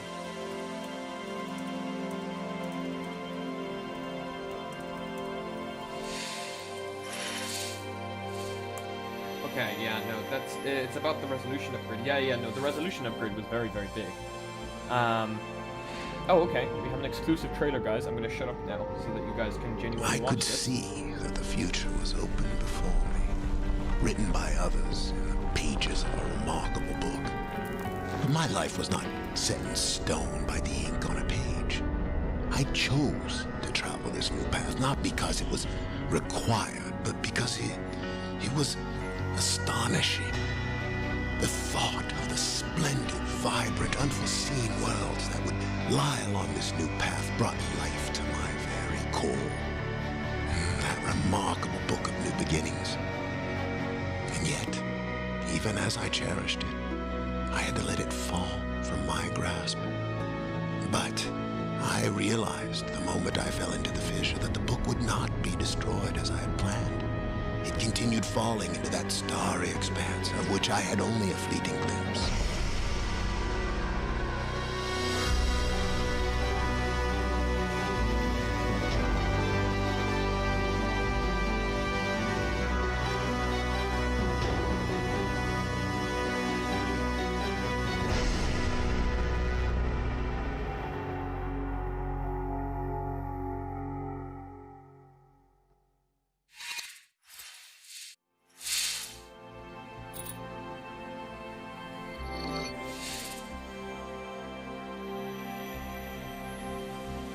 Ask the audience. Test your AR/VR knowledge. The original Oculus Rift was released in what year? Oh, I got it the year it was released. I don't remember. 4 years ago? Okay, it wasn't 2011, I don't think. If we're talking about the CV1. It was 2014, I think. No, 2016. Yes. Oh my god. I got it just before... Yeah, no, because I was like, wait a minute, what year is it now? Yeah, no, I had the CV1. I got it the year it released.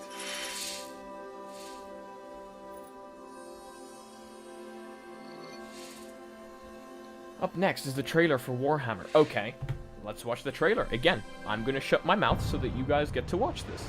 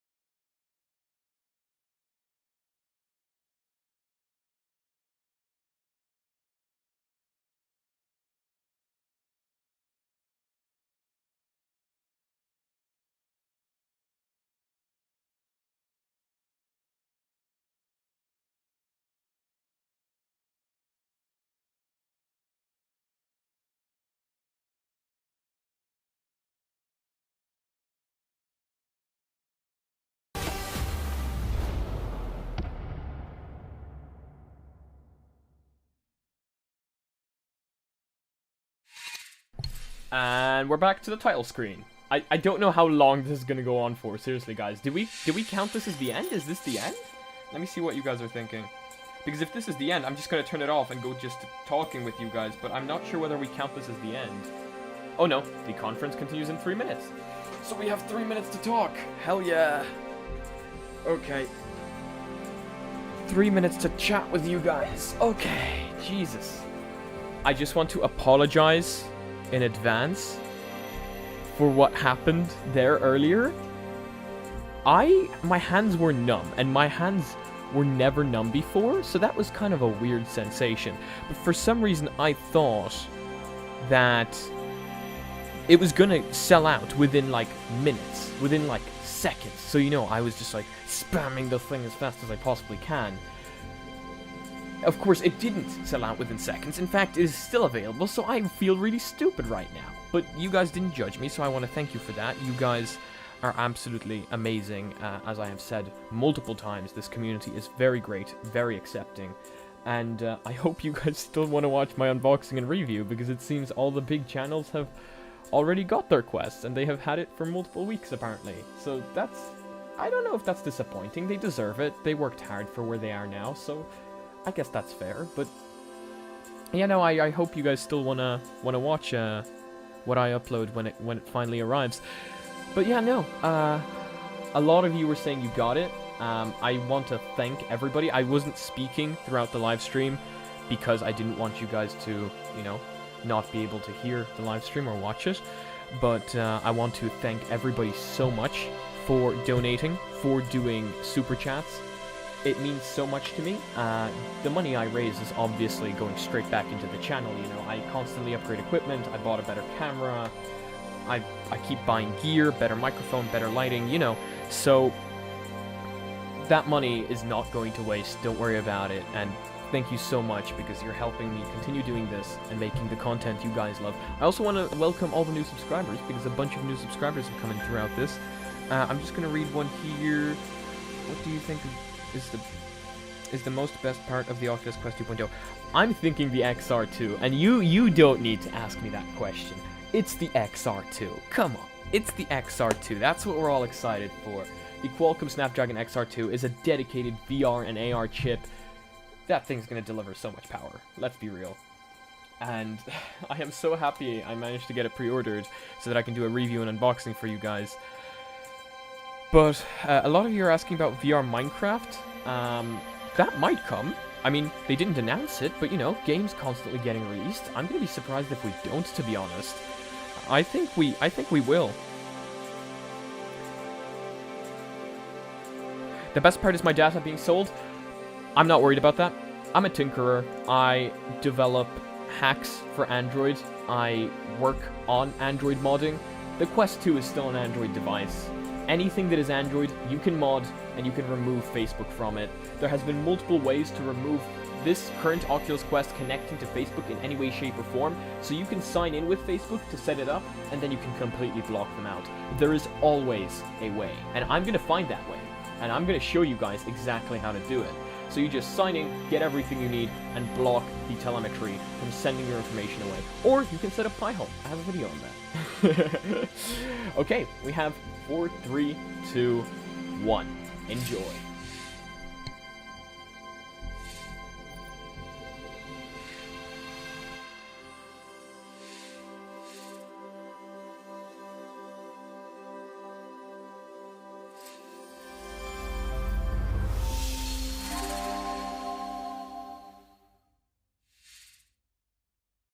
This is apparently a developer super session. Welcome to the Facebook Connect Developer Super Session. My name is Chris Pruitt, and I am the director of the content ecosystem team here at Facebook Reality Labs. Do you guys want to watch this? In this session, I'll be joined by Tom Langan, Dave Burrell, Shira Gordon, Lee Momi, Christopher Benjaminson, and Casey Gowling. Content Ecosystem is a team that's designed specifically around developer success. Okay, if you guys want to watch Our goal this, is to create a platform I'll continue playing that it. can support developer businesses, and in doing so, provide great content, apps and games to our end users. There's a virtuous cycle, that we're trying to create. One that rewards those developers that make really great software on our platform financially, and make sure that our customer base has a wide variety of high quality software to choose from. Oh. They paused it. Ugh, Facebook. Maybe they saw. Oh, what? Well, you guys. That was you guys. You guys did that. You guys were just like, nah, couldn't be bothered. Okay, I guess that's it. I mean, let me just refresh to make sure in case any of you want to finish this. I fully understand if you do. Great content, apps and games to our end users. There's a virtuous cycle, that we're trying to create. Okay. One that rewards those developers that make really great software on our platform financially, and make sure that our customer base has a wide variety of high quality software to choose from. Okay, no, I feel like it's done. That's it. It's done. Okay. I think that's it. I'm gonna make myself large again. Blah, blah, blah, blah, blah, blah. Not that one. Oh, I don't know what that was. Okay, connect source. Here we go. Is that it? Can you guys just confirm to me that that is it? That we're done? Because, can you guys say in the chat? It's done? Okay, people are saying it's done. I want to make sure that you guys get the content you want, so...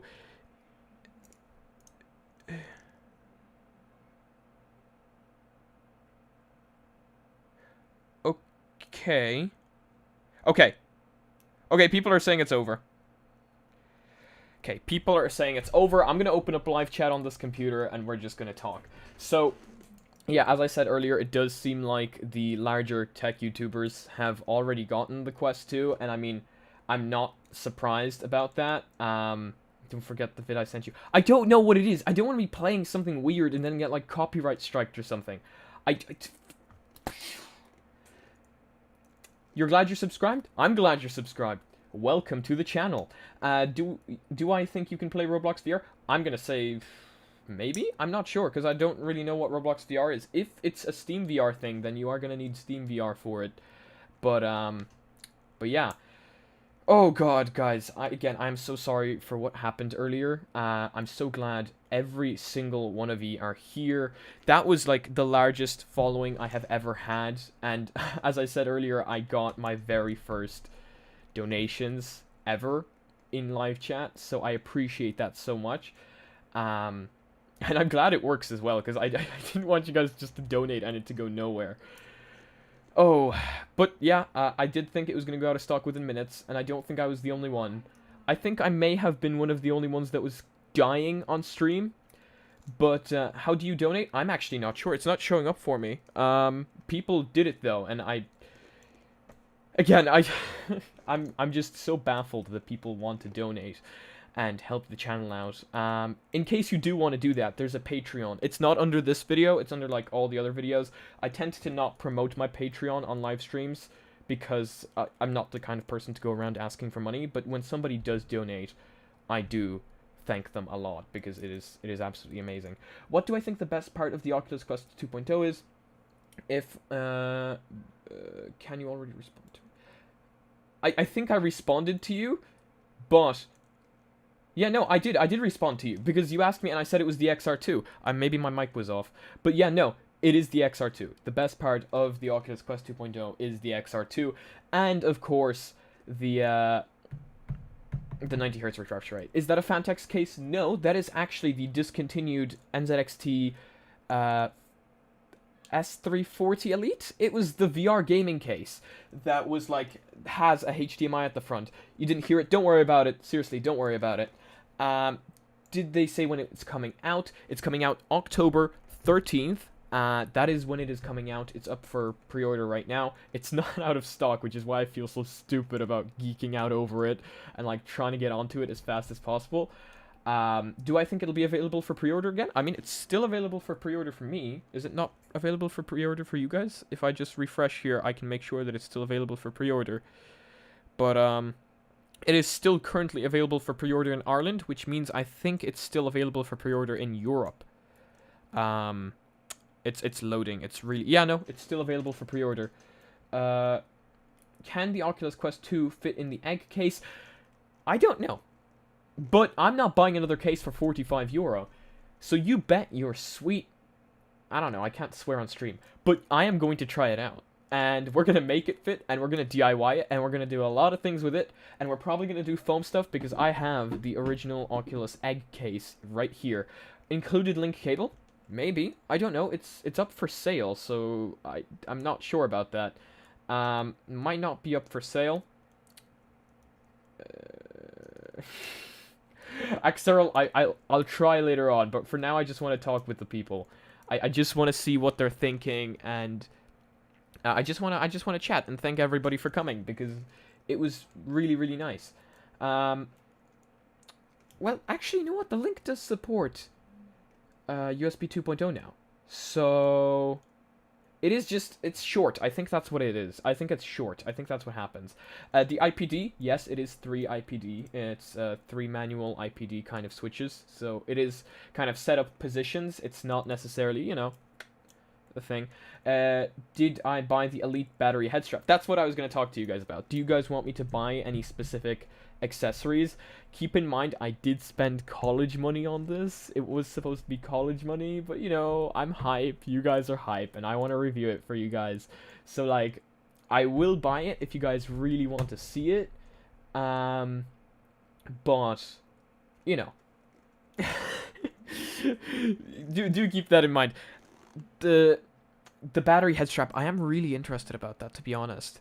I might wait like a week. After all, it is only shipping with the Quest. So I do have until October 13th. I don't think they're going to be sold out as fast as the Quest will.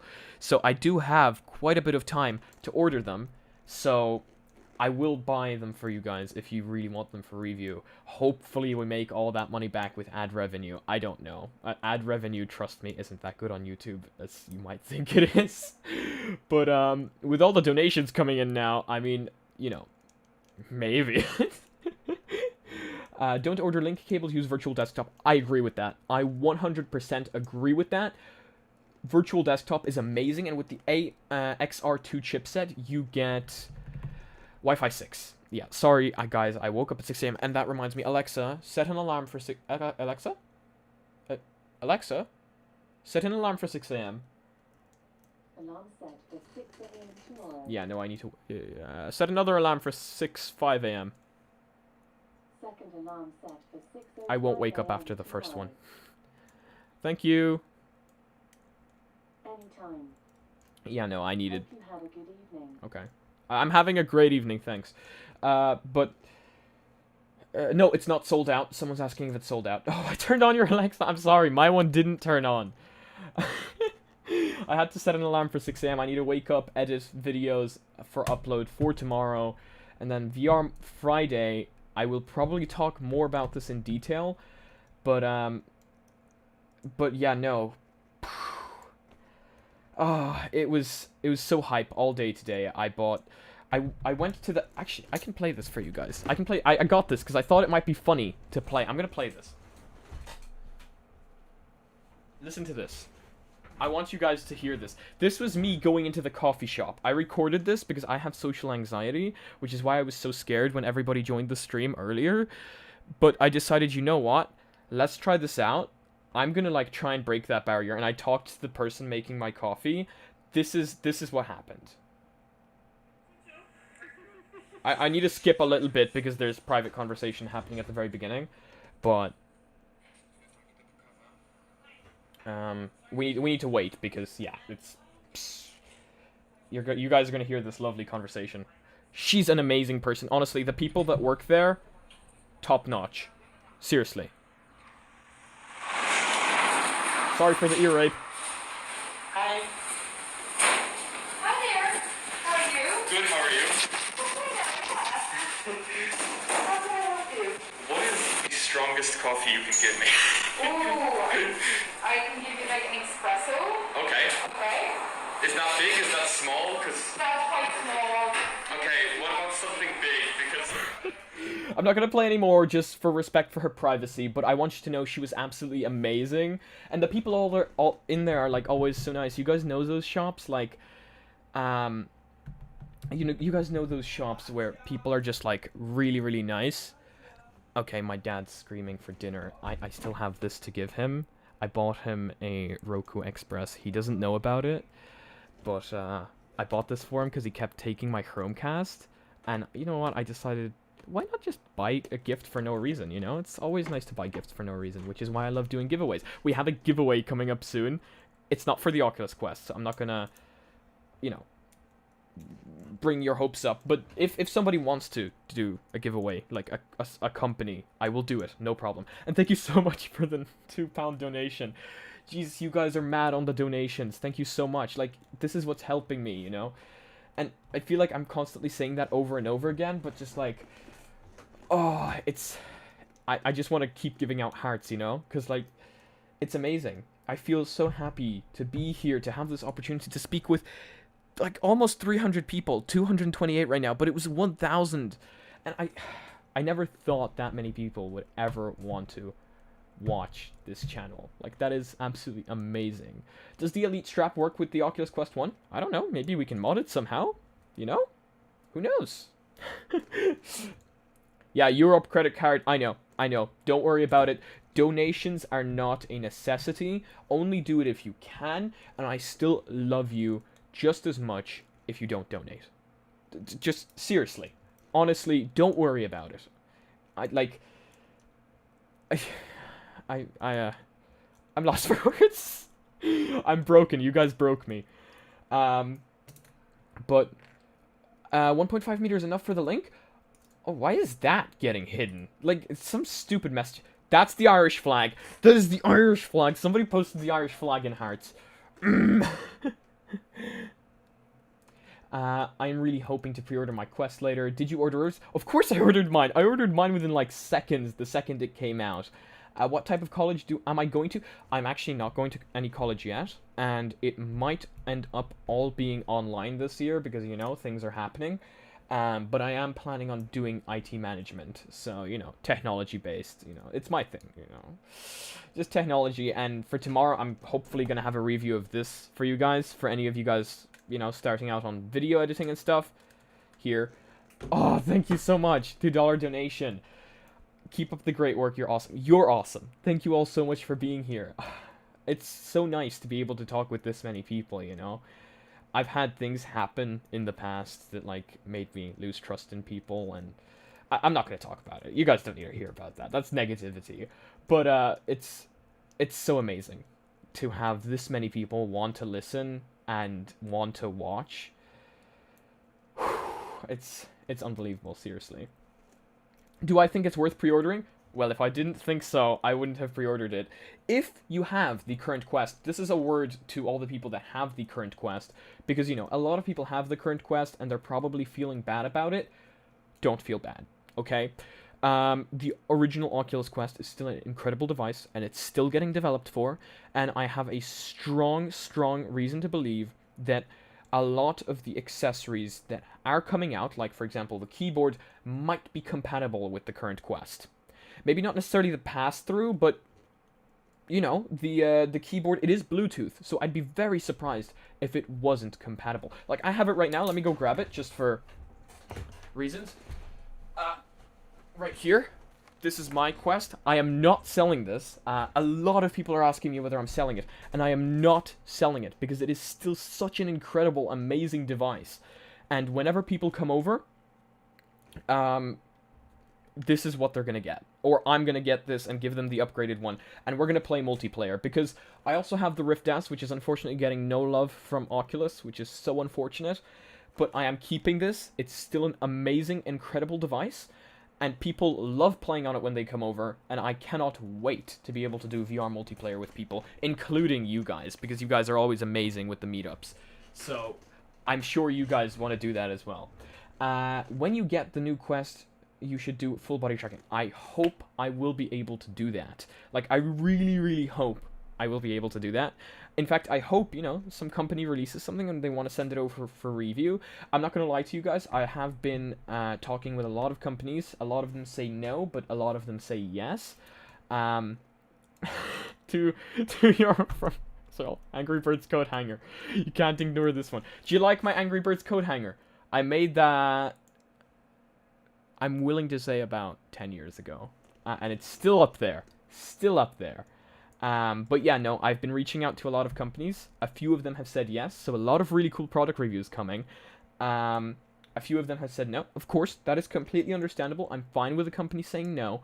But there are, like, a lot of, how would I call it? Sponsored videos in the making. A few of them are, like, sponsored, so, you know, the entire video is about the sponsorship. But there are ones that are just like, hey, we're sending you this product, want to review it, you know? So, I hope you guys enjoy that. It is my way, of course, of making money so that I can buy products and make these videos for you guys. Another 2-pound hinge your bed on the wall. That is amazing. That is freaking amazing.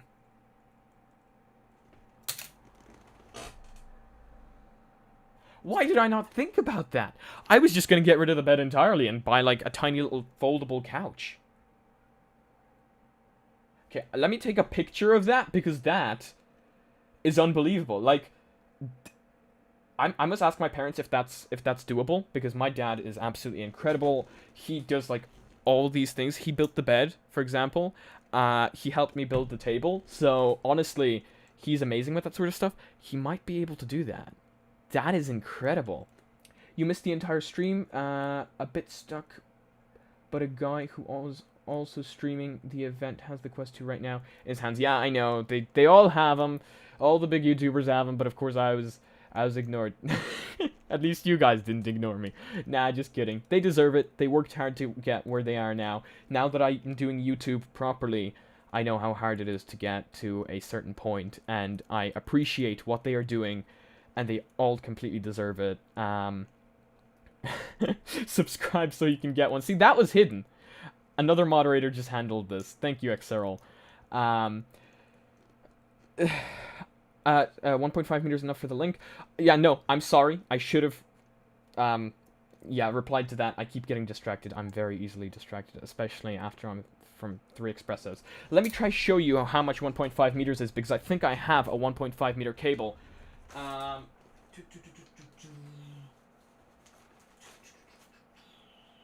a 10 feet. Alexa, how much is 10 feet in meters? 10 feet is about 3.05 meters. Okay. Is 1.5 meters enough? 1.55 meters is about... No, Alexa, that wasn't for you. No, stop. Please. Thank you. 1.5 meters... I think it's going to be enough to definitely start you off. Yes, definitely to start you off, but you are going... It's not a lot. It really isn't. Like, I have this 10 feet one from Kiwi Design. That translates to 3 meters. This is pretty damn cool. But I do agree, 3 meters is barely enough. But this is usually the one I use, just for connection, etc. But then I do also have a longer one from, I think, AMVR, but Kiwi Design do also sell a longer one.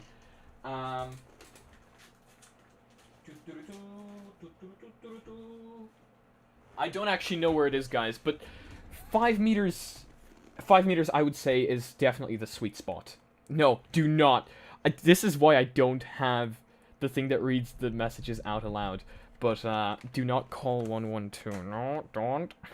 See ya. If you're going, thank you for being here. I really appreciate everybody who is here, everybody who is talking right now on the chat. I don't actually know how many viewers we have because my Chrome just kind of decided to tell me to kill myself. But yeah, my Chrome tends to actually do that quite a lot. Oh my god, we're at 17,421 subscribers. That is amazing. You guys are absolutely insane. Thank you so much. Like, when I started off, you guys didn't watch my first videos, and I certainly don't think you should.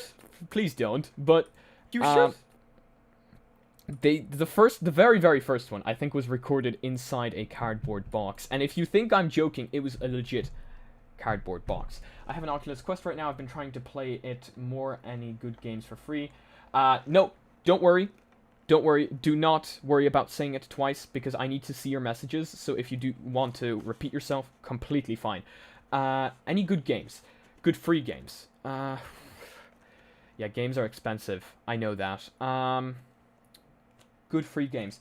Well, there is Echo Arena. Very good free game. I'm sure you probably already have that. I made a video about it. I don't have them, like, right now on me, you know? But no, certainly, like, I have a video on it. If you could watch that. I'm not trying to plug my video here, but they've just kind of all flown out of my head right now. Definitely Echo Arena. Echo VR, that one. That one. Echo VR. But people in the chat, definitely bring things up, because they've all just flown out of my head right now, you know, too much excitement. I'm not gonna lie to you. If you can't mod your existing bed, check out a Murphy wall bed. Same concept, I'm getting one. Okay, I need to take a picture of that as well. See, you guys are so much smarter than me. Honestly, I'm learning so much. You guys should be the one streaming for me.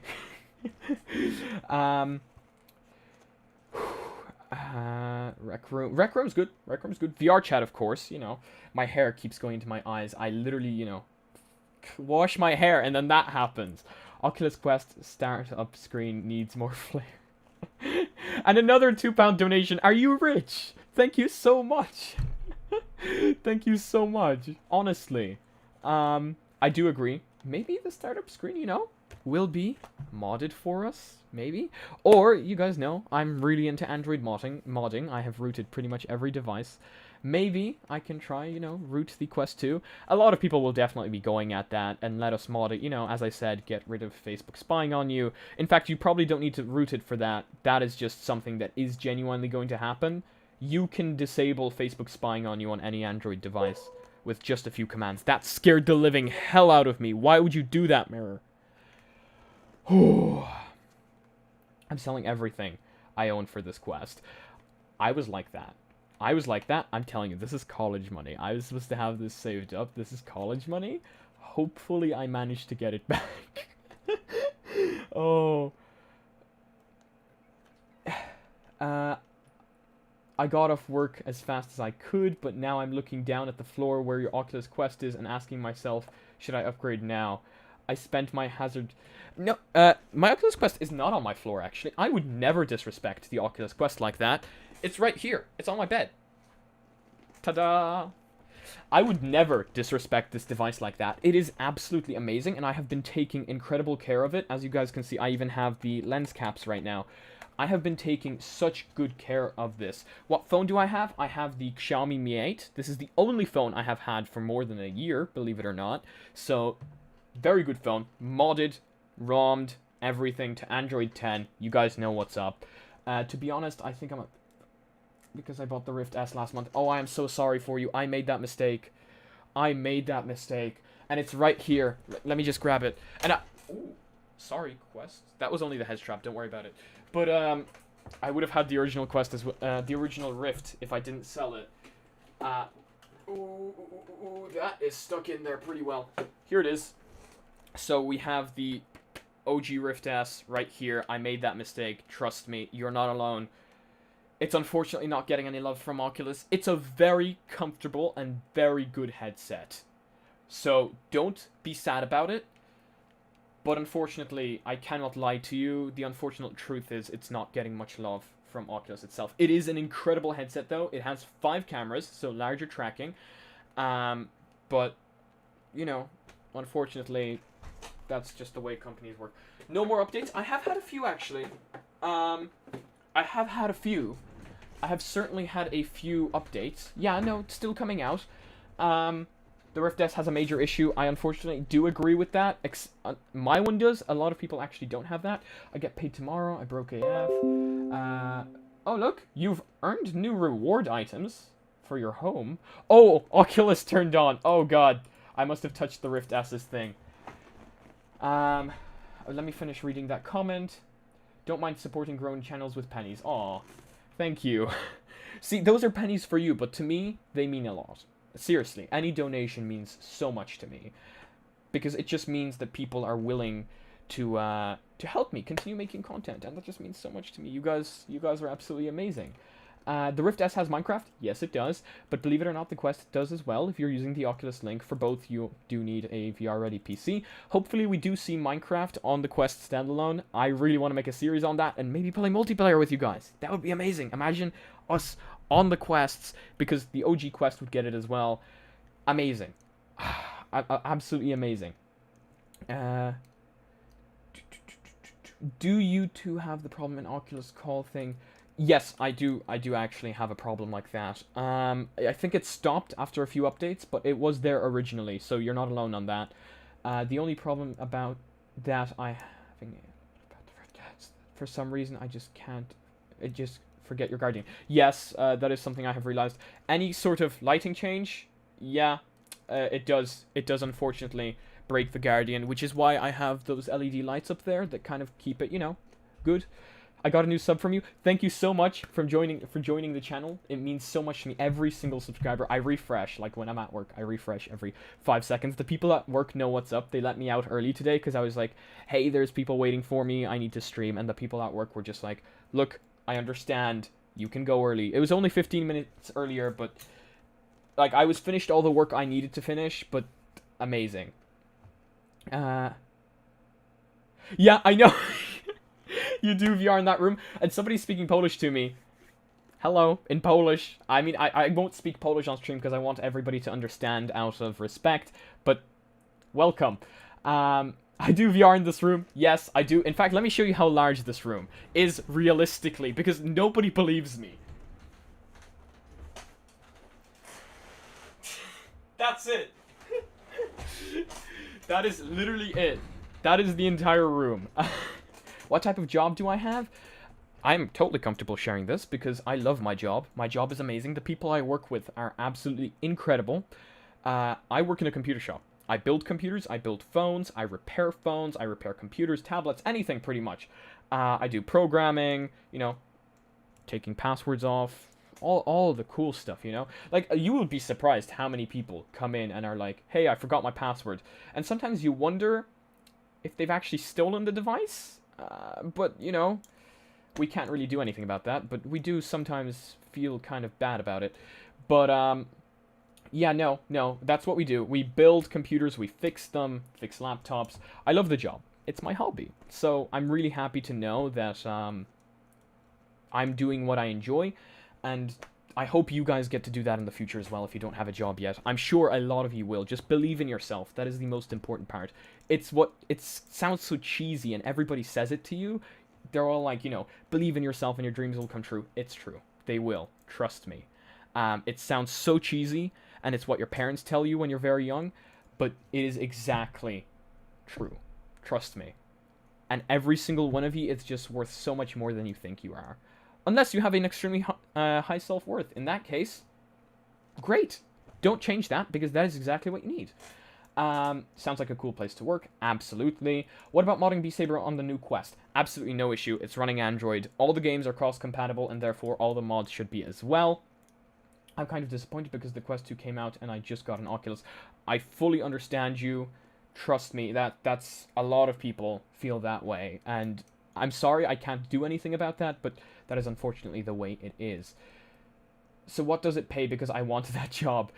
I don't actually know how much I'm getting, believe it or not. And that's not just me not wanting to share it, but I never actually checked.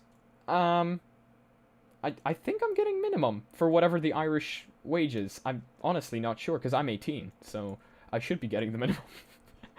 I'm just happy I get to work there and, you know, make money while I'm at it.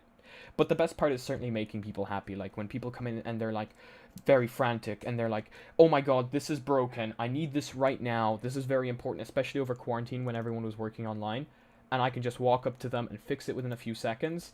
And if it takes a few seconds, I just usually say, look, just take it, you don't need to pay. So, like, if it's something very simple, and they're so happy, they're always so, like, it feels so good, you know? You know, like, you could do that stuff for free if you know how to use them. Like, if they forgot their phone password, just use a PC software to reset the password. Yeah, no, I get that. That's why I'm saying, like, if somebody comes in with a simple job, we sometimes do it for free. But no, certainly, you know, you do need to make money as well while you're at it. You can't just do everything for free. But yeah. One more thing, if I was to stream on a platform like YouTube and TikTok, how can I read chat on Oculus? That's a good question. I've tried it. I really have. There's a few videos on there, on YouTube, on how to do that, because I personally haven't made one. I know how to do it with Streamlabs, and how to do it through your computer, like if you're using Steam VR, but I don't know how to do it on the Quest itself. That is something I might have to figure out. Please add your PayPal to donation stuff. I can't do that. I really can't. That is against YouTube's terms of service, I'm pretty sure. I'm really happy you want to donate, but if you can't use the Super Chats and you can't use Patreon, don't worry about it. It's not mandatory. As I said, I will love you just as much. Please don't, like, get worried over donations. I appreciate them, but again, they're not mandatory. Can you put one of the Quest 2 reviews on screen? I can't do that. I will get copyright striked, seriously.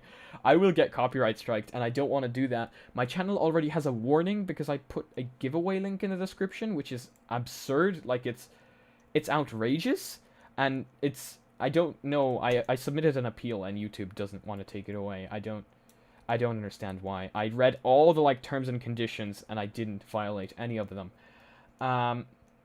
Everyone asking to donate, use Super Chat on PC when you type. There you go. That's how you do it. Because I've donated to other YouTubers, but I can't see it for myself, so I was wondering what the hell is up. But there you go. Is it possible to add Twitch chat to Beat Saber for the Quest? Again, if you are working through Steam VR, yes, absolutely. There's a bunch of videos. if you're working through Quest. I haven't done it, so I'm not sure how. But yes, that should be possible. In the video for Google Play on the Oculus Quest, how do you control like Call of Duty Mobile? I don't know. I haven't tried playing a proper game on it. I mostly use it for Discord. But no, I haven't played a proper game on it. Can you please stream on Twitch? I don't know. I will need to kind of play around with Twitch. Twitch isn't my preferred platform. It isn't something that, you know, I haven't really played around with it. Oh my god, some Polish person donated. Yes! It says PLN. Welcome, Poland. Piotr, thank you so much for the donation. And yes, I am only 18. Thank you so much. What of a cut does YouTube/Patreon take?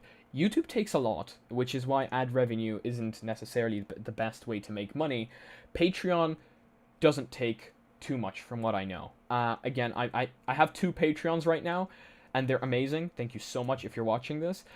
But I think it's with every payout, they only take €1, if I'm correct. Not sure, but I think that's it. Only €1 on Patreon. YouTube takes a larger cut on that. Hello to you as well. Do I have any pets? Yes, I have 2 cats and 1 dog, and I absolutely love them. The cats hate me, but hey, that's a relationship I just have with the cats. Can you call on Discord in-game? I don't remember.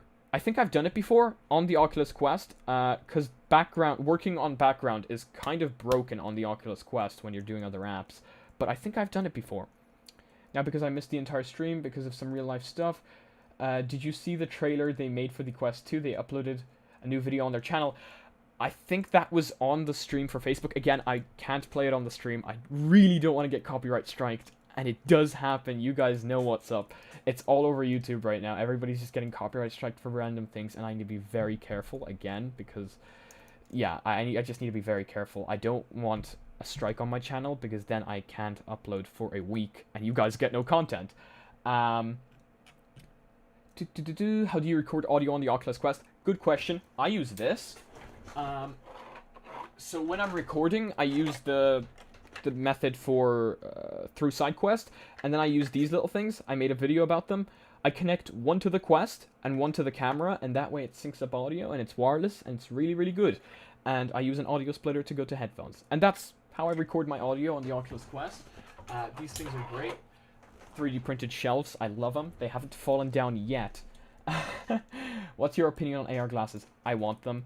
As you guys may know, I have an issue with eyesight, obviously. People tell me I look way better without glasses. I beg to differ. Maybe that's because I'm used to it. But I think AR glasses might help me out a lot. Like, I can't really see on this eye. I think I see about 10% only. So, you know, I think AR glasses would certainly improve the way I look at things around me. But I think they're amazing. We're just going to have to wait till they come out. And you bet that once they do come out, hopefully I'm big enough and they want to send them to me. And if not, I'll buy them. I really want a Quest for Christmas, but my parents probably won't because I have an OG Quest dad. And I have to sell it because I didn't use it. That's not really fair. Like, I don't really sell stuff as well. Oh, I didn't read the one above it. Can I hire a shipping company to pick it up from the UK and ship it to me?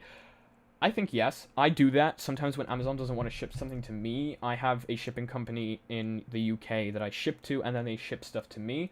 PS5 event today. Steve Knows has a stream.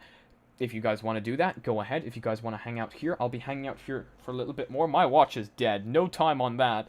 I'll be hanging out here for probably another half an hour, so... But yeah, I'm hyped for the PS5, but currently I still need to give this to my dad, so kind of hoping I can do that today. Am I going to follow the PS5 live? Honestly, I am exhausted. I might rewatch it from somebody else's channel, but honestly, I myself, I think I'm just too exhausted. I pre-ordered the Quest 2. GG, welcome to the club. Why do you always have your audio on screen when I'm doing a video? That is kind of a personal preference. It kind of started off with people telling me that the screen was bland because there was nothing on the screen and that I should put something up on it. And I was like, hey, this Adobe Audition thing looks kind of cool. So I threw up Adobe Audition, and yesterday I actually had a friend tell me it looks kind of cool. So I guess that sort of worked out. Am I coming to Discord for chat? maybe later. Again, I I still need to give this to my dad. I might record his reaction for you guys, but yeah. I'm Space Pilot in Discord.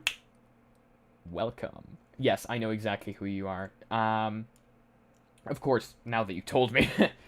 Can I add you on Discord? I cannot accept private Discord invites unless they're from like large companies, because there's just so many of them, and if I were to accept them, it's unfair to other people. I really enjoy being fair, and that's what the Discord's for. We kind of communicate there. If you ever need me, feel free to tag me on Discord, but I just want to keep it as fair as possible. Is there any chance to get it in Germany and use it? I'm really not sure. I'm not from Oculus. But I would certainly hope so, because I imagine Germany has quite a big market. Dude, are you going to play some VR games on the channel soon enough? Or am I just going to make the explanation stuff about VR? We had a few live streams. I'm going to be real with you. My life right now has just been turned upside down. I wake up 6 a.m. I edit a video. I walk my friend to school. I come back. I have about half an hour to upload a video and then record the next video. Then I go to work. Then I come back. I edit again. It's kind of been turned upside down. Weekends, I might stream. And if I do, it probably might be on this channel, because you guys seem to like that. Because I do also have a second channel. But yeah, certainly that might be a thing. Wow, I am so behind on comments, and I just scrolled down to the bottom. Sorry so much, I just got home and saw some videos about the Quest 2. Do you think it would be worth buying? I have the money available, I just need your confirmation. Yes, it's worth it. Especially if you don't have the OG Quest, certainly it's worth it. If you want my confirmation, I am very happy to say, straight up, it's worth it. GTG, good stream. Thank you so much for being here. Thank you for coming. Do I have any gaming consoles? PS4, PS3, PS2. you guys see a thing here, but I do appreciate Xbox. So, yeah. It is absolutely, yeah, no, certainly. Do you know how to record audio without SideQuest? Well, the Quest itself records audio, but like your voice, your phone, you can use your phone and kind of stitch it. But if you don't have a PC or a laptop, it would be hard to stitch it. Honestly, that would be hard to tell you, because I mean, you can edit on your phone actually. Yeah, I edited a few videos on my phone. So if you have an Android phone, yeah. You're the best YouTuber. Thank you so much. It really means so much to me. I feel like I tear up every time somebody tells me that. Mystical, you got a new sub now. Thank you so much. Honestly, thank you. I am so behind on the comments. Oh my god. Okay, I might have to start just like... Oh. It's just insane that the starting price is $2.99. Yeah, I totally agree. $2.99. Amazing, even though in Europe they brought that up. But you know, taxes, it happens. I'm used to it at this point. Look, I don't want Facebook to play ads while I'm loading into a game, but that price tag, you don't need to worry about that. You do not need to worry about that. I got you covered. Facebook ads are a thing of the past. Get yourself a Raspberry Pi, or just a NAS or something. These things are dirt cheap. They go for like 30 euro, 20 euro. Run Pi-hole, exactly. Somebody in the chat already knows what's up. Run Pi-hole. Block all Facebook. Seriously. Honestly, it's what I'm going to be doing. I don't want ads either. Trust me. I don't really trust Facebook. As much as I really love what they're doing. Absolutely. And these things are dirt cheap. Honestly, I'm not going to tell you to spend a crap ton of money on just blocking Facebook after you've just bought a headset. 20, 30 euro, you can get yourself one of these. And it's better than this one, because this is like the first one.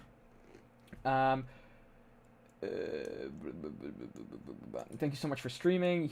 You seriously deserve 1 million subs. Thank you. Oh, every time somebody mentions that. Honestly, you can see me blushing. Should ask for the new Quest for Christmas. Yes, I mean, if your parents have that. I mean, like, I don't know. Like, are your parents going to get it for you for Christmas? I honestly don't know.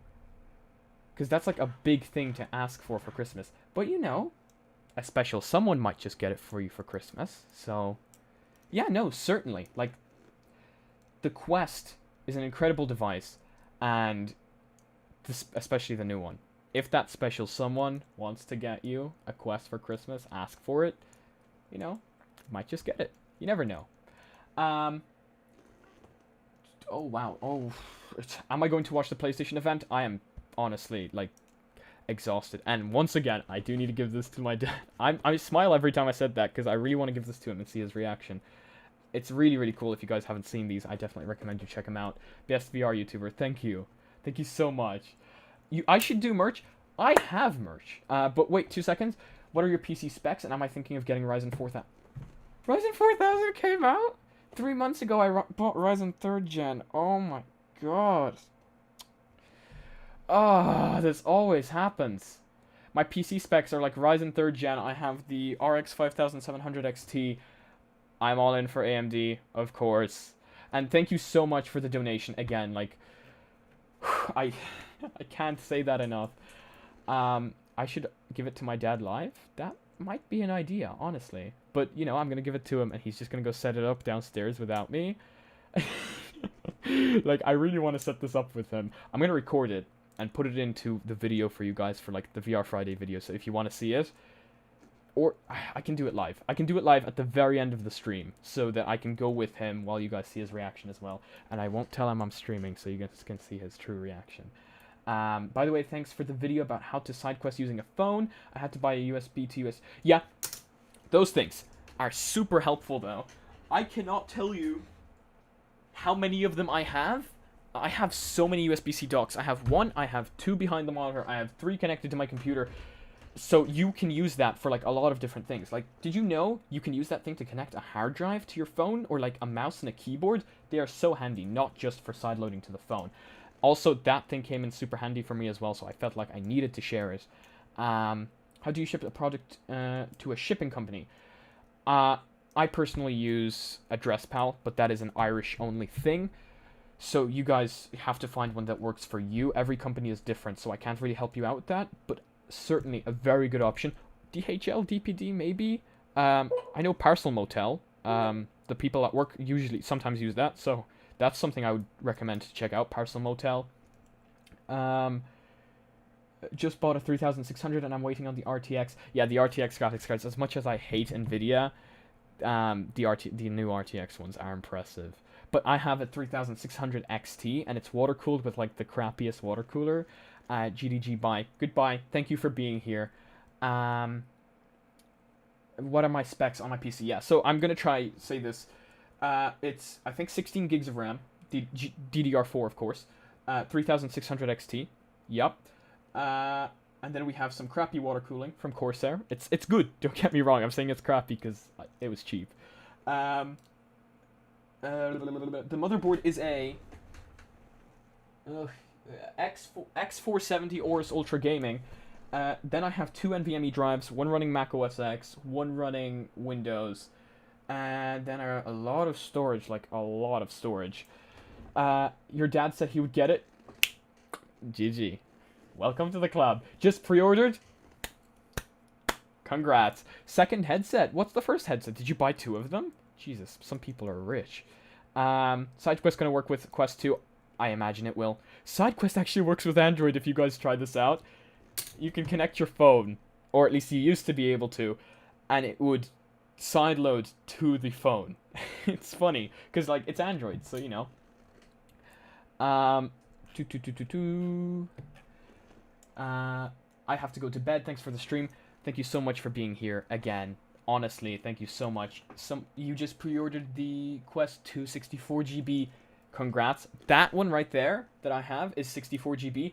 It'll last you. I just did higher. Oh, I will check Messenger. 2 seconds, guys.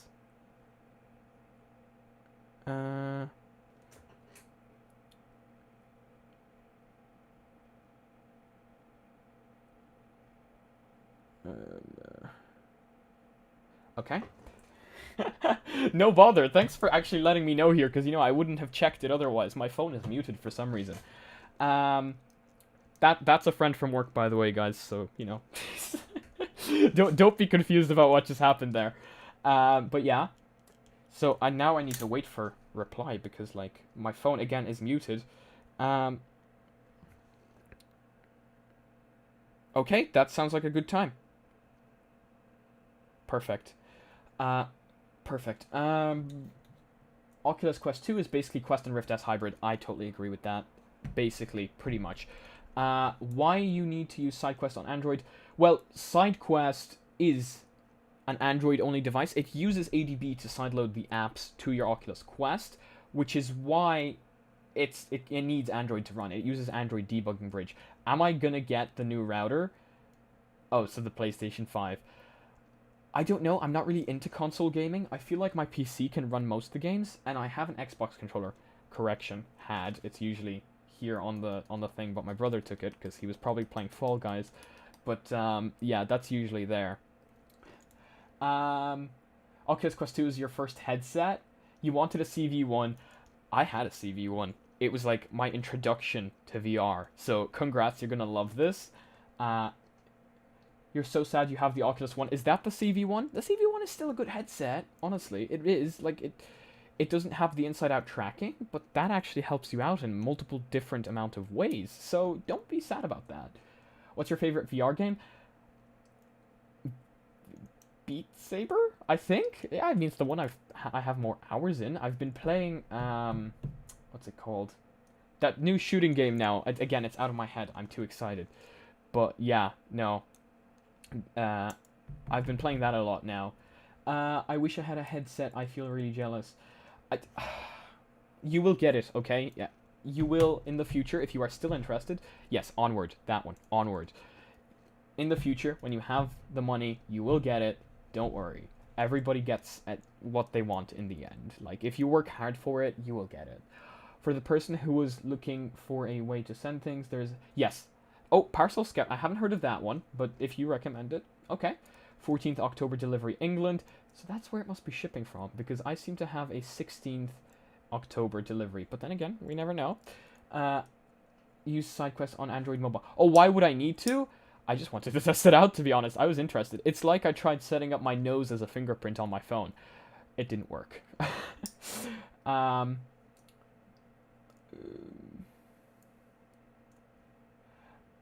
You're gonna give up on VR? It was fun at first, but you started losing interest? That's fair.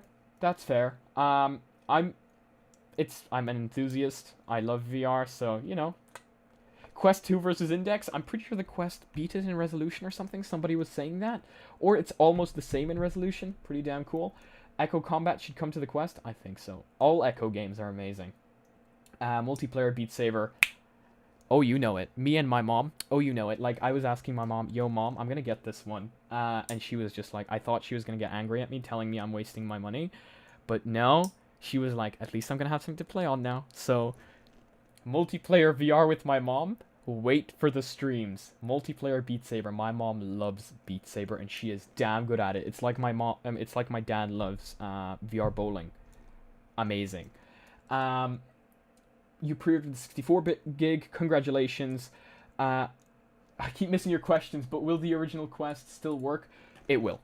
It will. They're not losing support for it whatsoever. In fact, it'll probably still get a lot of updates. That's why I'm keeping it. Of course, I wouldn't keep it if I didn't think it was worth keeping. I think you're totally fine with the old Quest. And if you don't have enough money to buy this one or don't think you should be getting it, I totally feel you. You did just get this one. Don't worry. This one isn't just gonna die because of the Quest 2. Which one should you buy? 256 or 64?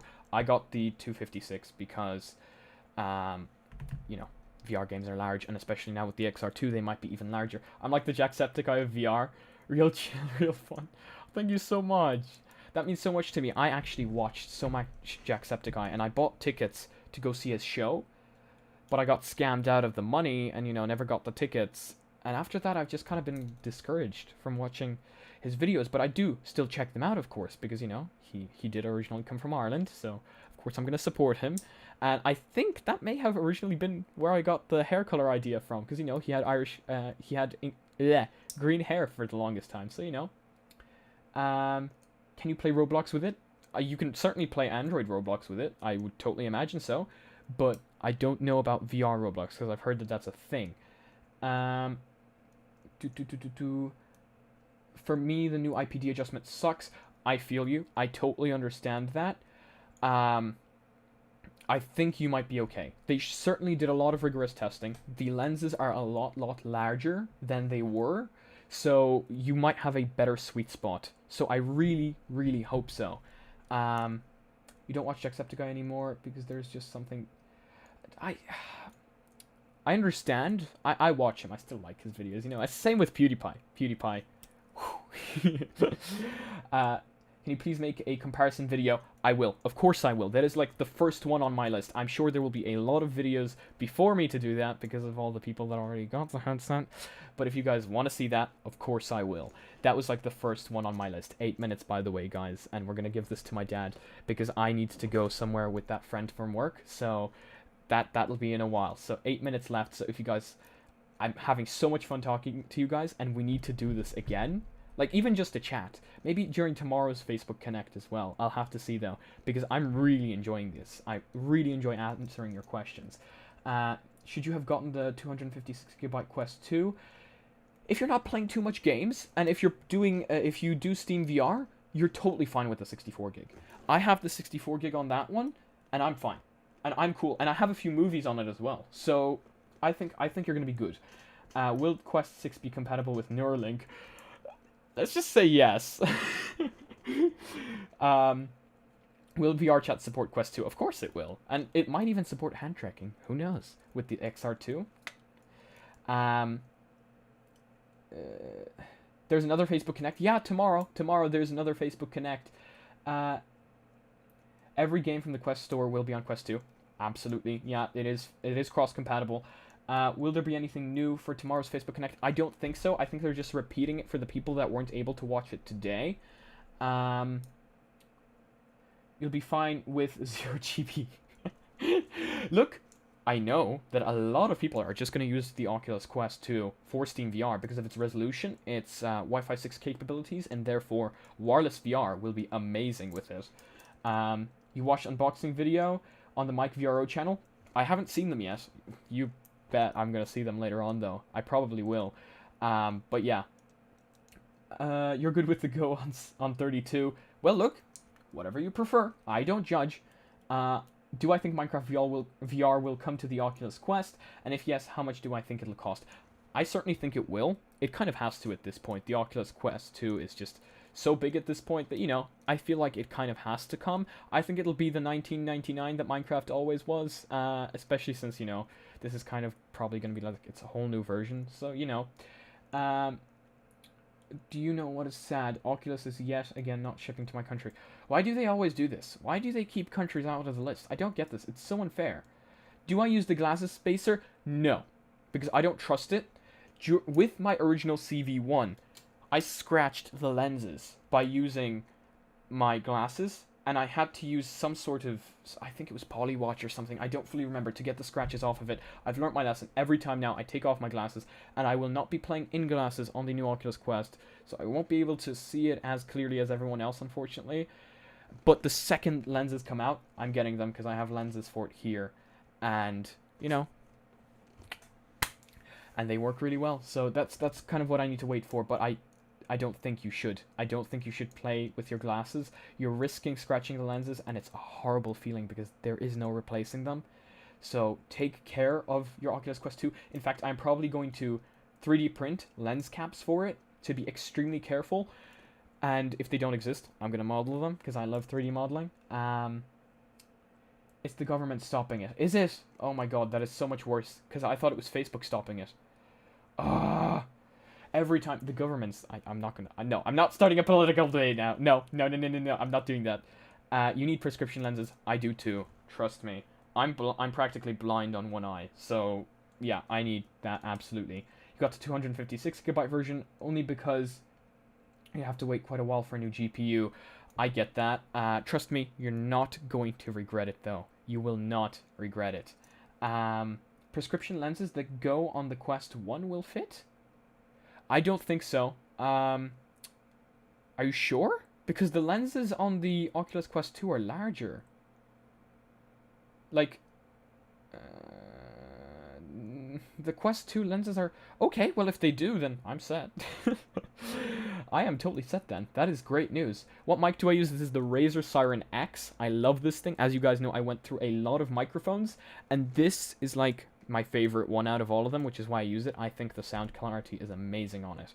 Should you switch? I'm not sure what you mean switch from, but if you mean switch from the Quest 1, if you have the Quest 1, it's entirely up to you. Seriously, the Quest 1 is still an amazing device. Yes, they do. Well, guess we'll see, but I trust you. I'm trusting you on this one. Just bought the Quest only 3 months ago. Look, if you're happy with your purchase, stay happy with it. I'm going, because a lot of people are unhappy with the purchase, and I still think it's a great device, honestly. Will Oculus Quest 1 games transfer to Quest 2?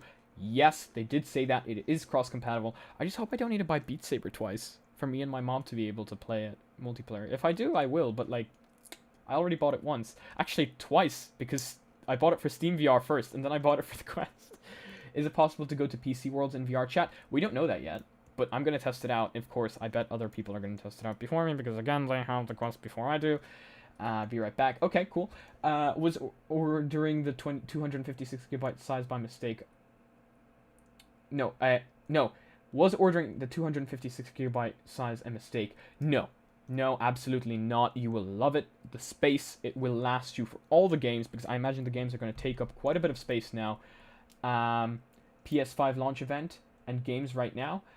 PSVR 2. Ooh, interesting. I was never a big fan of PSVR, but if you guys are, that might be interesting. Can you play Oculus Quest without a head inside the headset? Not sure. I mean, I don't know why you'd want to do that, but you think they go out of stock before spring? I don't know, honestly. I thought they were going to be out of stock within a few minutes, but clearly not.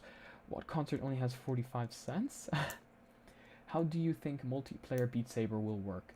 I don't know. We'll just have to see. I am very excited for it. Your PC specs are okay. That is actually the standard specs I would recommend to somebody. Of course, there are better specs now, but of course there are better specs than my PC now. But yeah, is 64GB enough for Link? Yes, certainly. If you're going to be using the Link, yeah, certainly. Do you think Half-Life Alyx could come to this new improved headset? Standalone? Realistically, no. I've seen the graphics of Half-Life Alyx. I've played it. I don't think the XR, unless the XR2 is just that much more powerful. Maybe then. But the graphics would have to be downgraded a little bit at least. You ordered yours today. Congrats. What are my specs? I have the AMD Ryzen 5 3600X and an AMD AMD RX 5700 XT and 16 gigs of RAM. Have I tried the Pimax? I don't know how much money you guys think I have. I spent college money on this. I would love to try the Pimax, seriously. But stuff happens, and you know. Can't always have money. I can see it buffering. I can see that. Is it buffering for everyone? Because I saw somebody post the buffering thing there. I don't know if... Is it buffering for everyone? Is it dying? Oh, my one certainly just died. Oh, it's back to green again. Will it be available worldwide? I certainly hope so. I pre-ordered it. Of course I pre-ordered it. What time do we have? It's exactly 9, guys. I'm going to go get my dad. We're going to do this on stream. I'm going to show this to him. So, I need to go as well. But before, you guys wanted me to give this to my dad on stream. So, I'm going to do that. I'm going to hide the camera. And we're going to show it to him on stream.